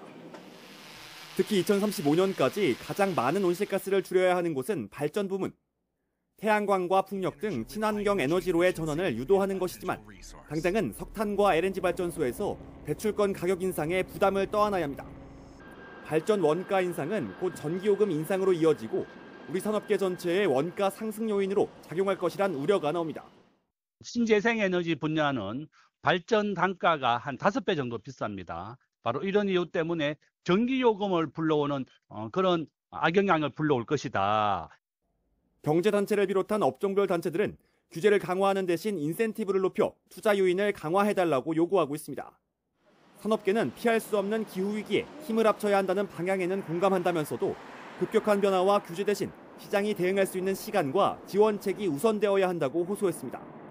YTN 박견입니다. 한미가 관세 후속 협상을 타결한 지 2주가 다 돼가지만 합의 분격인 팩트시트가 여전히 발표되지 않고 있습니다. 자동차 업계가 어려움을 겪는 상황에서 이러다 관세 인하 시기가 늦춰지는 게 아닌지 하는 우려가 나옵니다. 보도에 최하영 기자입니다. 대미 투자 방식을 놓고 석 달을 끌어온 한미 관세 후속 협의는 APEC 정상회의를 계기로 지난달 29일 극적 합의가 이루어졌습니다. 곧이어 합의 문격인 공동 설명 자료, 팩트시트 발표까지 급물살을 타는 듯 했지만 안보와 다 합쳐서 팩트시트를 아마 하루 이틀 2-3일 걸릴 걸로 예상이 되고요. 2주째 깜깜무소식입니다. 가장 애가 타는 건 여전히 관세 25%를 부과받고 있는 자동차 업계입니다.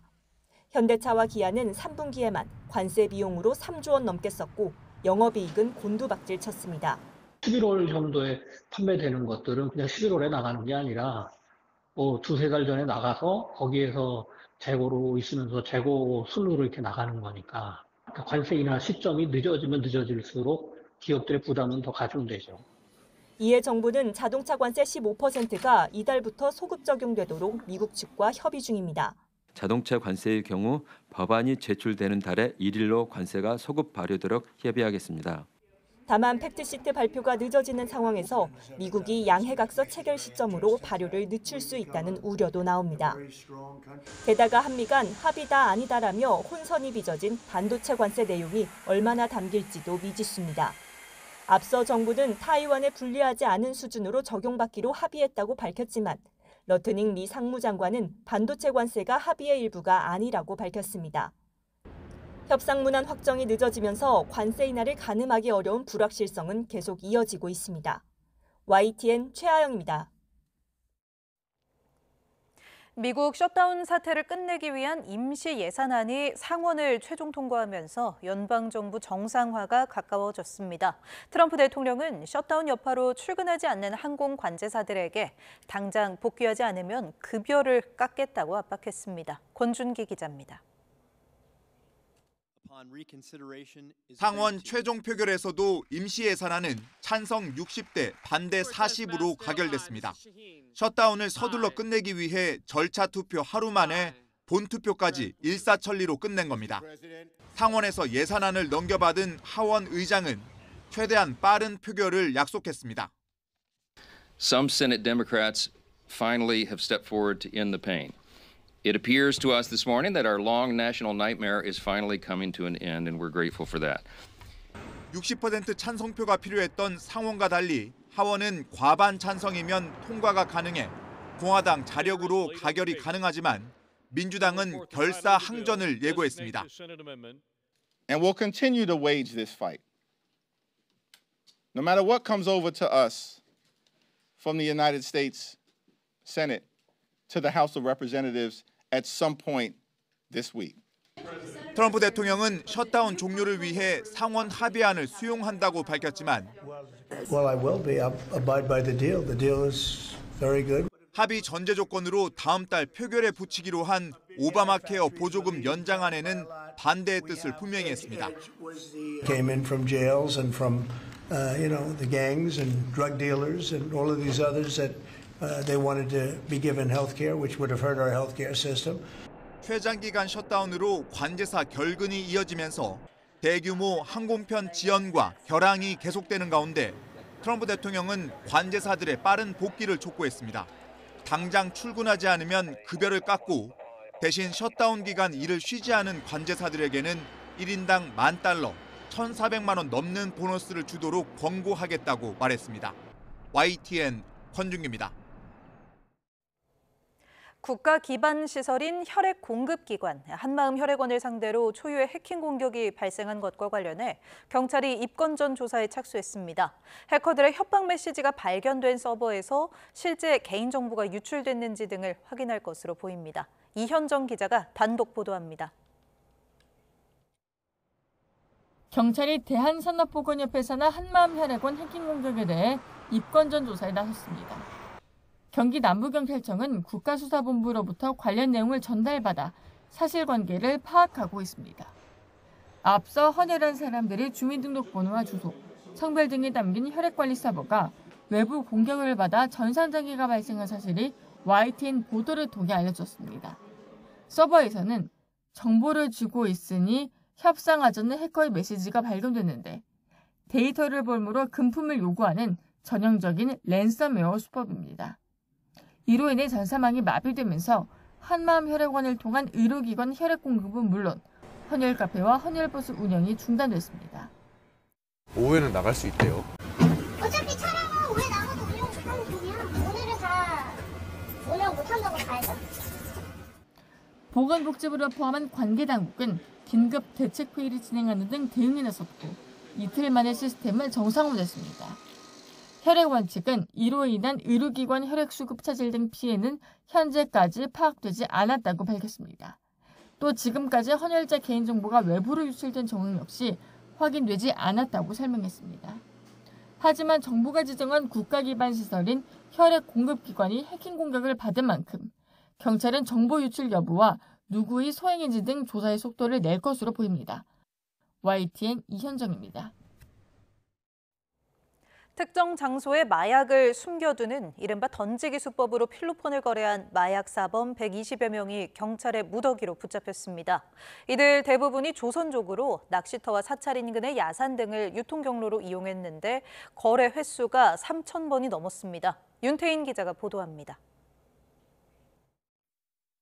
검은 티셔츠를 입은 남성이 느닷없이 걸음을 멈추더니 구석진 곳에 뭔가를 내려놓곤 누군가에게 연락합니다. 곧이어 또 다른 남성이 찾아오더니 내 것인 양 물건을 집어들고는 태연하게 걸음을 옮깁니다. 정해진 장소에 마약을 숨겨두면 구매자가 찾아가는 이른바 던지기 수법으로 필로폰을 거래하는 장면입니다. 이렇게 지난 2023년부터 1년 반 동안 수도권 일대에 필로폰을 유통하고 투약한 마약사범들이 무더기로 경찰에 붙잡혔습니다. 수사망을 피해 CCTV가 없는 공원이나 낚시터, 사찰 인근의 야산을 이용했는데 거래 횟수가 3천여 차례에 달했고 필로폰 1,890g, 6만 3천 명이 동시에 투약할 수 있는 양이 풀린 것으로 조사됐습니다. 검거된 유통책 56명 가운데 대부분이 조선족으로 중국에 있는 40대 조선족 남성 총책 A씨가 포섭한 것으로 파악됐습니다. 앞서 운영하던 조직이 경찰 수사로 와해되자 단기간에 쉽게 돈을 벌 수 있다고 꼬드겨 새로운 판매망을 구축한 겁니다. 그때 당시에 수사를 하면서 저희들이 적극적으로 했었습니다. 그 이후에도 지금 지속적으로 국내에 필로폰이 판매가 되고 있어서 일당은 판매가 끝나면 즉시 SNS 대화를 삭제하고 수고비는 중국에서만 쓸 수 있는 결제 서비스로 지급하는 치밀함을 보였습니다. 검거 과정에서 유통책 중 한 명은 잠복하던 형사를 경쟁 세력의 조직원으로 착각해 흉기로 위협하기도 했습니다. 경찰은 유통책은 물론 필로폰을 구입해 투약한 매수자 등 모두 122명을 검찰에 넘겼는데 이들 중 108명이 조선족이었습니다. 경찰은 범죄 수익 3천만 원을 기소 전 추징 보전하고 중국에 있는 총책도 추적하고 있습니다. YTN 윤태인입니다.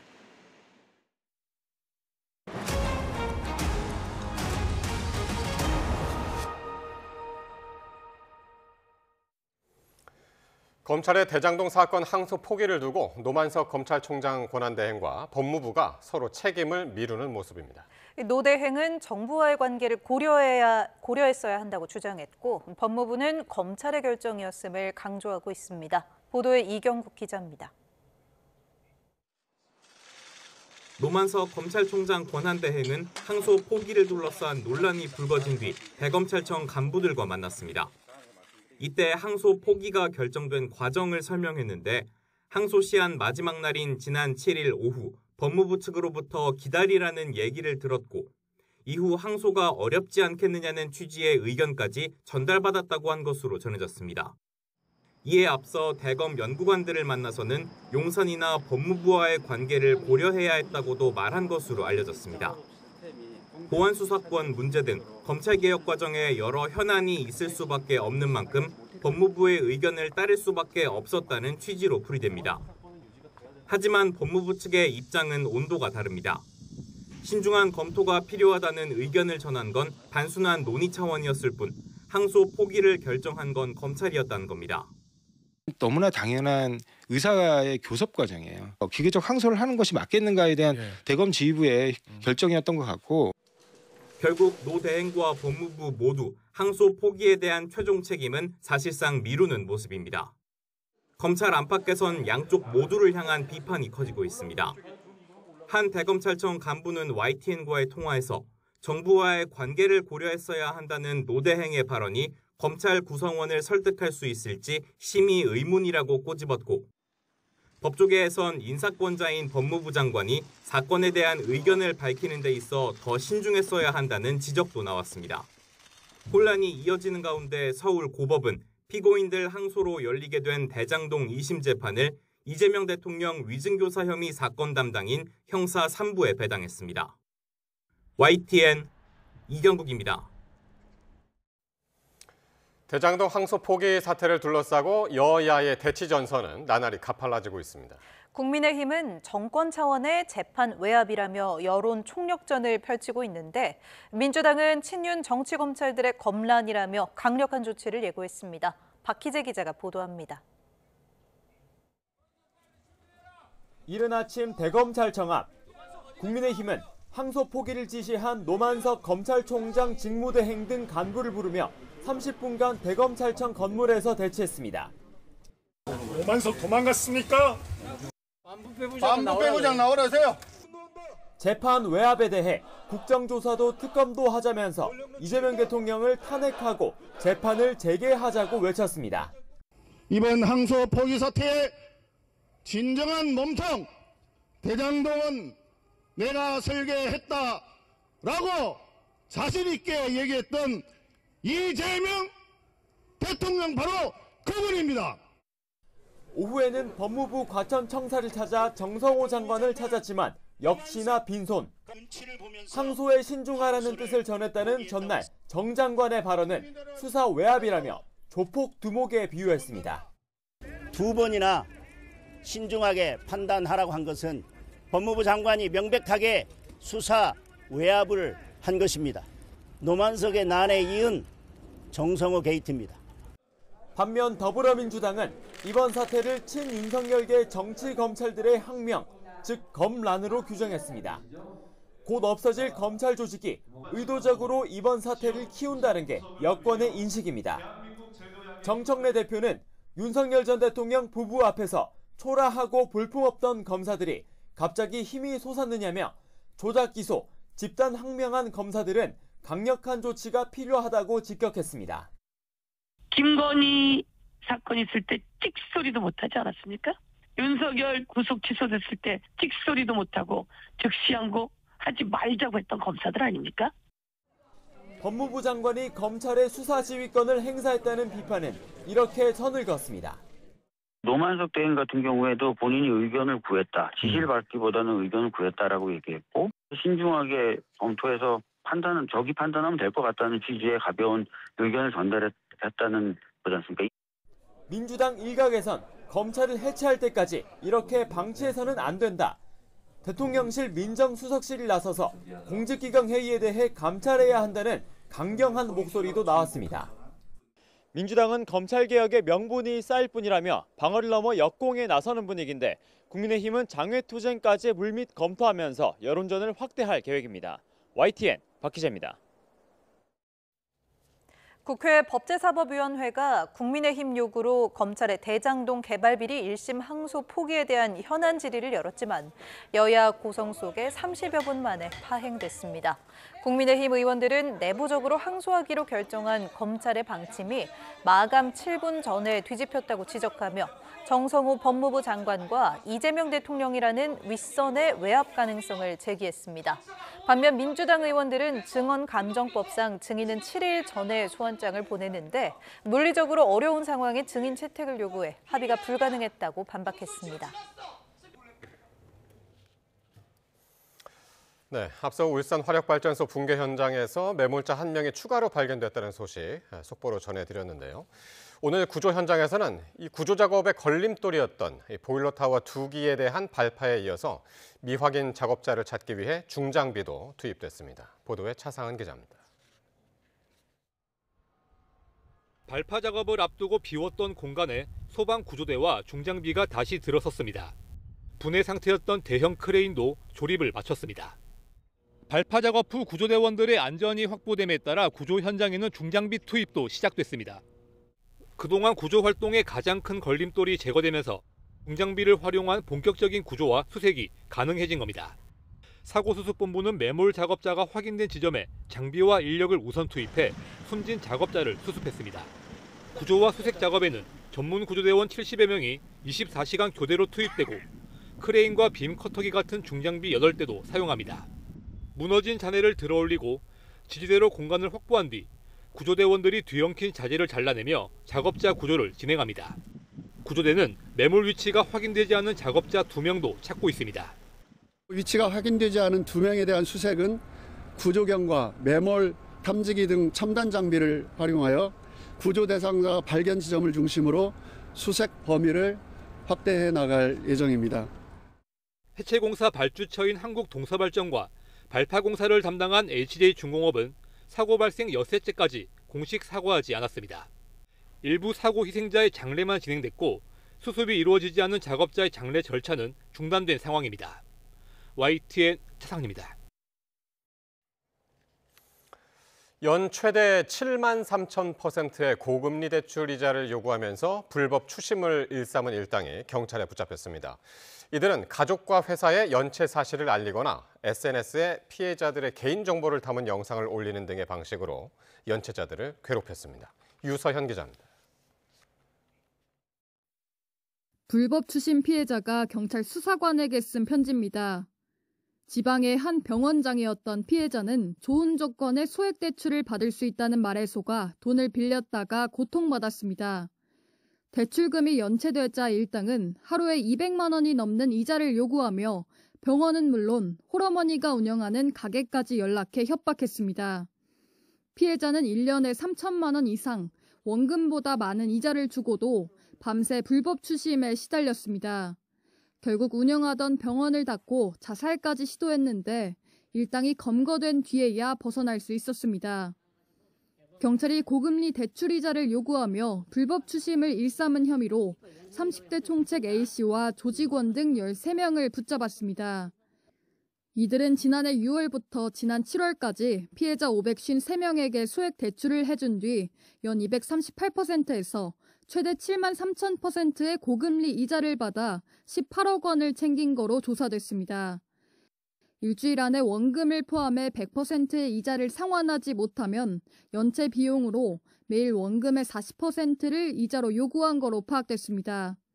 상환하지 않으면 가족 지인들에게 대출 사실을 알리는 문자를 발송을 하고 인스타그램에 피해자들의 사진을 올려서 망신을 주는 방법으로 협박을 했습니다. 실제 한 피해자는 일당이 예비신부 처가와 직장 동료들에게 추심 문자를 보내면서 파혼의 해고까지 당하고 3차례 자살 시도를 했다 가까스로 구조됐습니다. 제 업체라고 얘기하면서 여기서 빌려서 갚아라. 그리고 그 돈도 또 눈덩이처럼 불어나고. 지난해 9월 불법 추심에 시달리던 30대 싱글맘이 6살 딸을 두고 스스로 세상을 떠나 큰 논란이 일었지만 불법 사금융 피해는 끊이지 않고 있습니다. 경찰은 가족과 지인의 연락처를 요구하는 비대면 대부업체는 미등록 불법 대부업체일 가능성이 크다며 주의를 당부했습니다. 또 채무자 대리인 제도를 통해 대부계약 무효화 소송 지원 등 구제를 받을 수 있으니 금융감독원을 통해 신청하라고 권했습니다. YTN 유서연입니다. 예비 신혼부부들의 가전제품 구매 대금을 가로챈 뒤 잠적했던 LG전자 대리점의 지점장이 경찰에 붙잡혔습니다. 경찰이 현재까지 파악한 피해 규모는 14억 원이 넘는 것으로 알려졌는데요. 경찰은 해당 지점장에 대해 구속영장을 신청할 방침입니다. 최승훈 기자의 단독 보도입니다. 불 꺼진 매장에 피해를 증명할 수 있는 문서를 본사로 보내달라는 안내문이 붙어 있습니다. 이번 달 초 지점장이 가전제품 대금을 가로챈 뒤 잠적한 LG전자 대리점입니다. 지난달 31일 자취를 감춘 지점장 A씨는 강원도 강릉 지역으로 도주한 것으로 확인됐는데 A씨를 출국 금지한 경찰은 추적 열흘 만인 지난 10일 강원도 속초에 있는 한 숙박업소에서 숨어있던 A씨를 체포했습니다. 경찰은 지점장 A씨를 서울 동대문 경찰서로 압송한 뒤 범행 동기 등 구체적 사건 경위를 조사하고 있습니다. A씨는 예비 신혼부부 등 고객들로부터 수백만 원에서 수천만 원의 가전제품 대금을 받아 챙긴 뒤 도주한 혐의를 받고 있습니다. 현재까지 경찰에 접수된 고소장은 16건, 피해 금액은 수억 원대로 파악됐습니다. 경찰이 현재까지 파악한 피해 규모는 14억 원이 넘는 것으로 알려졌습니다. SNS 단체 채팅방에 모인 피해자만 80여 명에 달해 피해 규모는 더 커질 수도 있습니다. 경찰서에 가서 접수를 했는데 안내해 주시는 분이 그 정도 되더라 이렇게 얘기해 주신 거라고 하더라고요. 피해자들은 LG전자의 이름을 보고 계약했는데 사기 피해를 입을 줄 몰랐다며 본사에서 피해 구제를 위해 적극 나서달라고 호소합니다. 지금 아이가 나온 지도 얼마 안 됐거든요. 그러니까 이제 애 신경 쓰기도 모자랄 판인데 이제 좀 금전적으로 요 문제가 물리니까.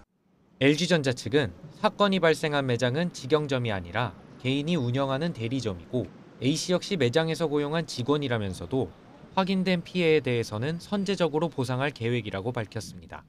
경찰은 지점장 A씨에 대해 구속영장을 신청할 방침입니다. YTN 최승훈입니다.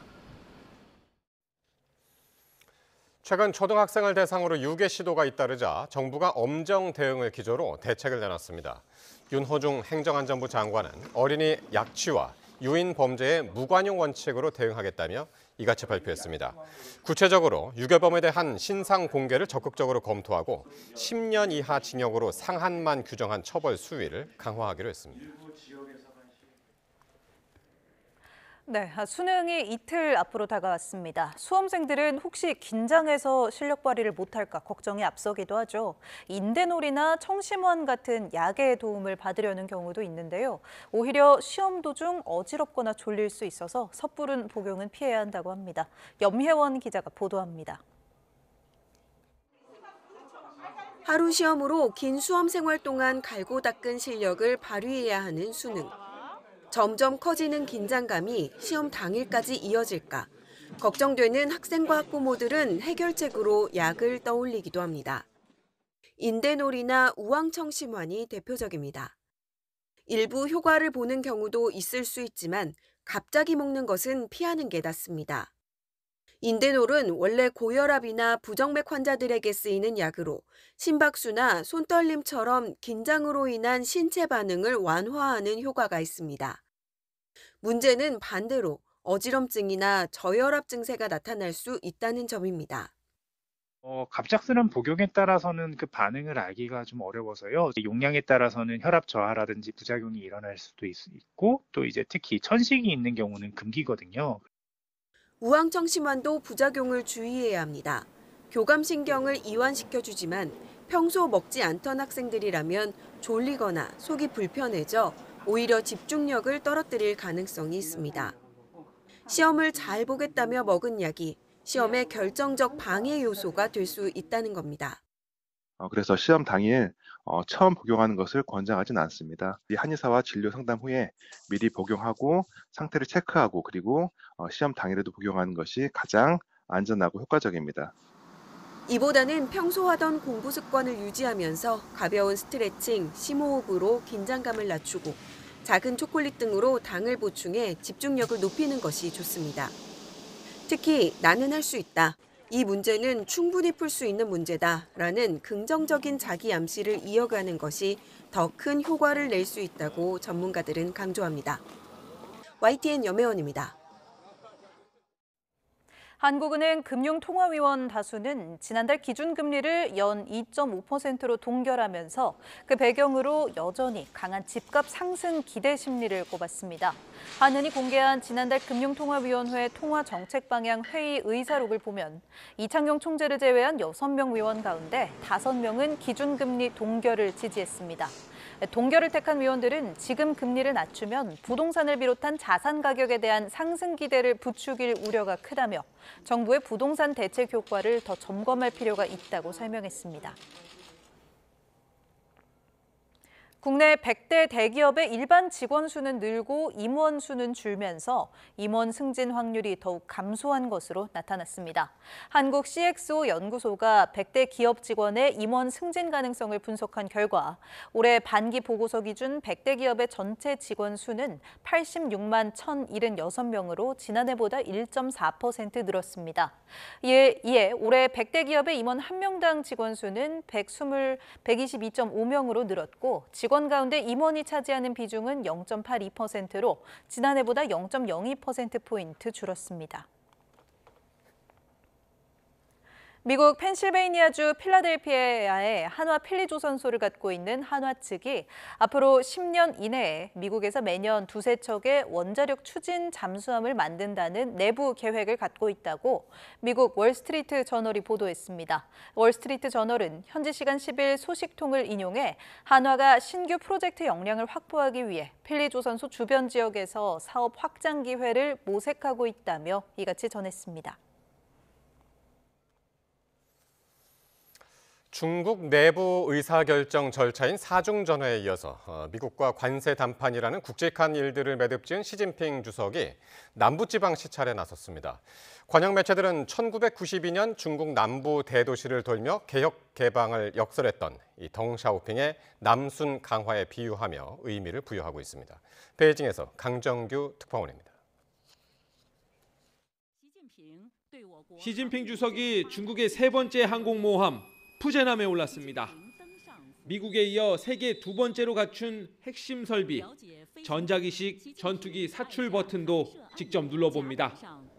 함재기가 더 많은 무장과 연료를 싣고 출격할 수 있게 쏘아 올려주는 장치로 미국 해군력 추격 의지를 담은 시진핑표 국방개혁의 주요 성과입니다.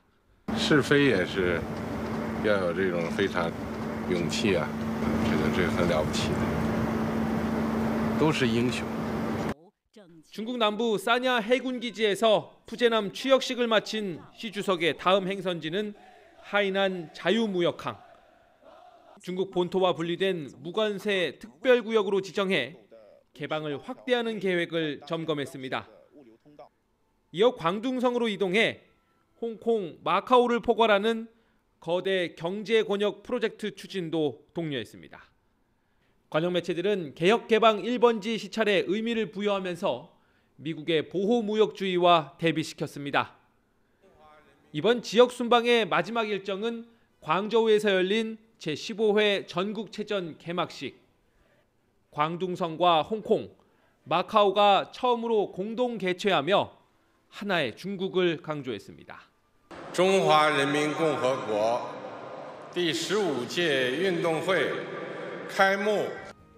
1992년 남부지방을 돌며 개혁 개방을 역설했던 덩샤오핑의 남순 강화를 떠올리게 만드는 순행이 끝난 뒤엔 시진핑 경제사상 개론도 출간했습니다. 사실상 4연임을 못 박은 사중전회에 이어 미국과 관세 담판이란 국내외 대소사를 일단락 짓고 이른바 시코노믹스 이론화에도 나선 셈입니다. 베이징에서 YTN 강정규입니다.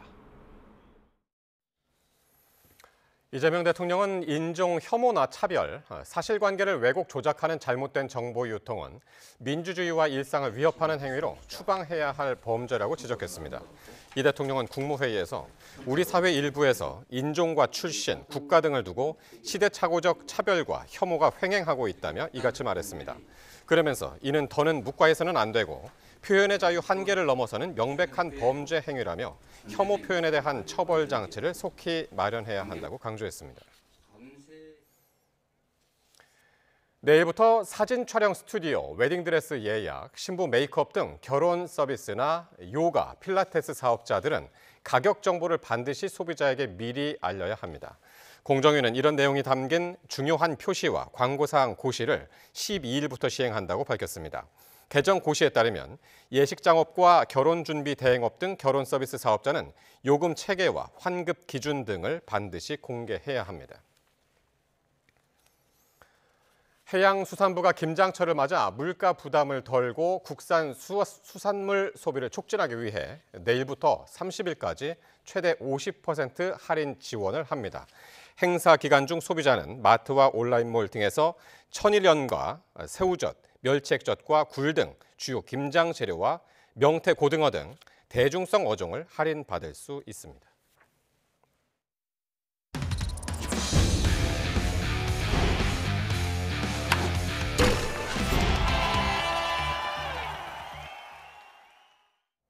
스무 살 안팎의 젊은 투수들이 시속 150km의 강속구를 앞세워 국가대표팀의 세대 교체를 이뤄내고 있습니다. 역대 가장 빠른 마운드라는 찬사 속에 한일전 9연패의 고리를 끊을지 주목됩니다. 보도에 이정미 기자입니다. 준 플레이오프에서 한유섬을 삼진으로 잡아내며 환호했던 배찬승. 한국 시리즈에서 위기를 침착하게 넘겼던 정우주. LG의 한국 시리즈 우승에 힘을 보탠 김영우. 지난 주말 체코와의 평가전에서 대표팀 데뷔전을 치른 신인 투수 3인방의 평균 투구 속도는 시속 150km를 넘습니다.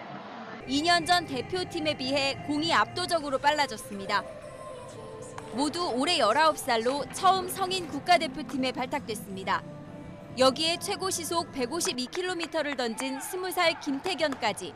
안정적인 강속구 피칭이 가능해진 대표팀 투수의 평균 나이는 22살에 불과합니다.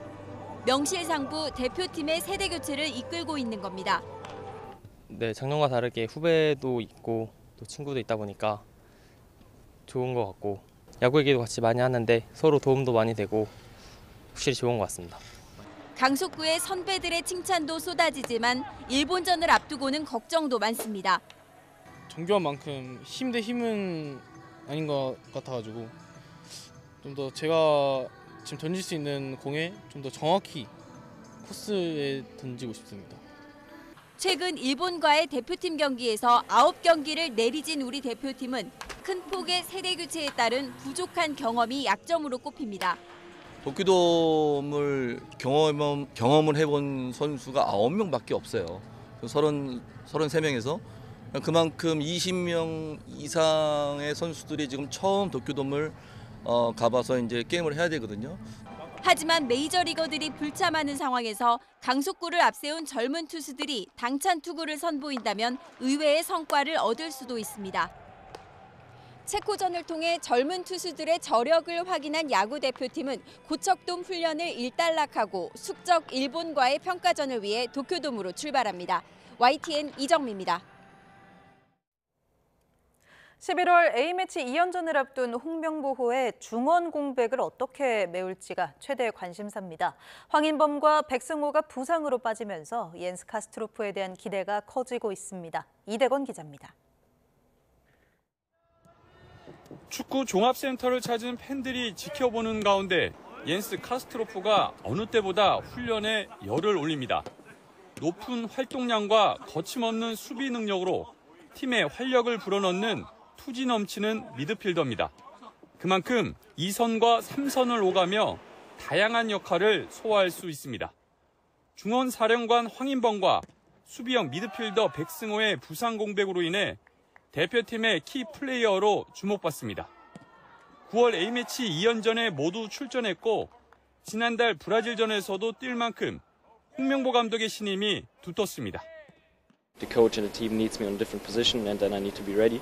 So I think my best position is the midfield, but I need to be focused on a lot more than just one position.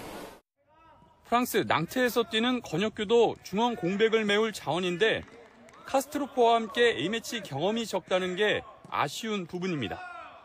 이동경이 빠진 윙어 경쟁은 여전히 치열합니다. 이 가운데 8달 만에 태극마크를 단 양민혁은 그 사이 리그 적응력을 한껏 끌어올렸습니다. 저의 피니시 능력을 좀 더 대표팀에서 보여주고 싶고 또 이번에 저에게 기회가 얼마나 올지 모르겠지만 기회가 주어진다면 또 골도 넣고 싶은 마음이 있는 것 같아요. 이번 12월까지 3차례 A매치를 거치면 최종 명단은 80%가량 정해져 이번 2연전에서 홍명보 감독의 눈도장을 받기 위한 경쟁이 더욱 뜨거울 전망입니다. YTN 이더훈입니다. 프로배구 GS칼텍스가 실바의 부상 투혼 속에 짜릿한 역전승을 거뒀습니다. GS칼텍스는 현대건설과의 원정 경기에서 세트 점수 3대2로 승리해 3연패의 늪에서 벗어났습니다. KB손해보험은 한국전력과의 홈 경기에서 세트 점수 3대1로 이겨 선두 자리를 되찾았습니다. 프로 당구 투어 초창기에 4번의 우승을 거둔 이미래 선수가 4년 8개월 만에 다시 정상에 오르며 투어 통산 5승을 달성했습니다. 이미래는 강원도 정선에서 열린 하이원 리조트 LPBA 챔피언십 결승에서 이우경을 세트스코어 4대3으로 이겼습니다. 이미래는 우승을 다시 할 수 있을까 하는 두려움도 있었지만 이번 대회가 마음을 잘 컨트롤할 수 있는 계기가 된 것 같다고 우승 소감을 밝혔습니다. 한국 육상의 성장을 이끌어갈 대한육상연맹의 육상교육훈련센터가 경북 예천에 문을 열었습니다.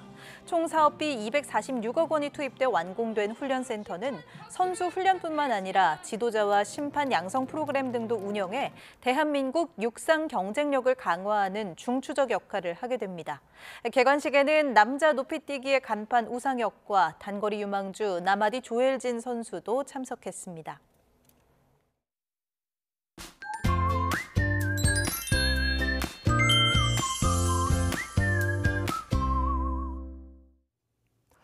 수능 예비 소집일인 내일도 하늘은 대체로 맑겠습니다. 공기도 오늘보다 부드러워지겠는데요. 다만 서울 아침 기온이 5도로 아침에는 다소 춥게 느껴질 수 있겠고 한낮에는 17도까지 오르며 일교차가 크게 벌어지겠습니다. 내일 대체로 맑지만 내륙 곳곳에 서리가 내리겠고 일부 지역에는 물이 어는 곳이 있겠습니다. 또 남해안과 제주 해안에는 너울성 파도가 높게 일겠습니다. 농작물 관리와 해안가 안전 사고에 유의해 주시기 바랍니다. 내일 아침 기온은 서울 5도, 대전 2도, 광주 5도, 부산 10도로 예년과 비슷하거나 조금 낮겠습니다. 낮 기온은 서울 17도, 대전 18도, 광주 18도, 부산 21도로 예년보다 2도에서 4도가량 높겠습니다. 수능일인 모레도 대체로 맑겠고 종일 예년 기온을 웃돌며 큰 추위 없을 전망입니다. 날씨 정보였습니다. 화요일에 보내드린 뉴스나이트 마치겠습니다. 시청해주신 여러분 고맙습니다.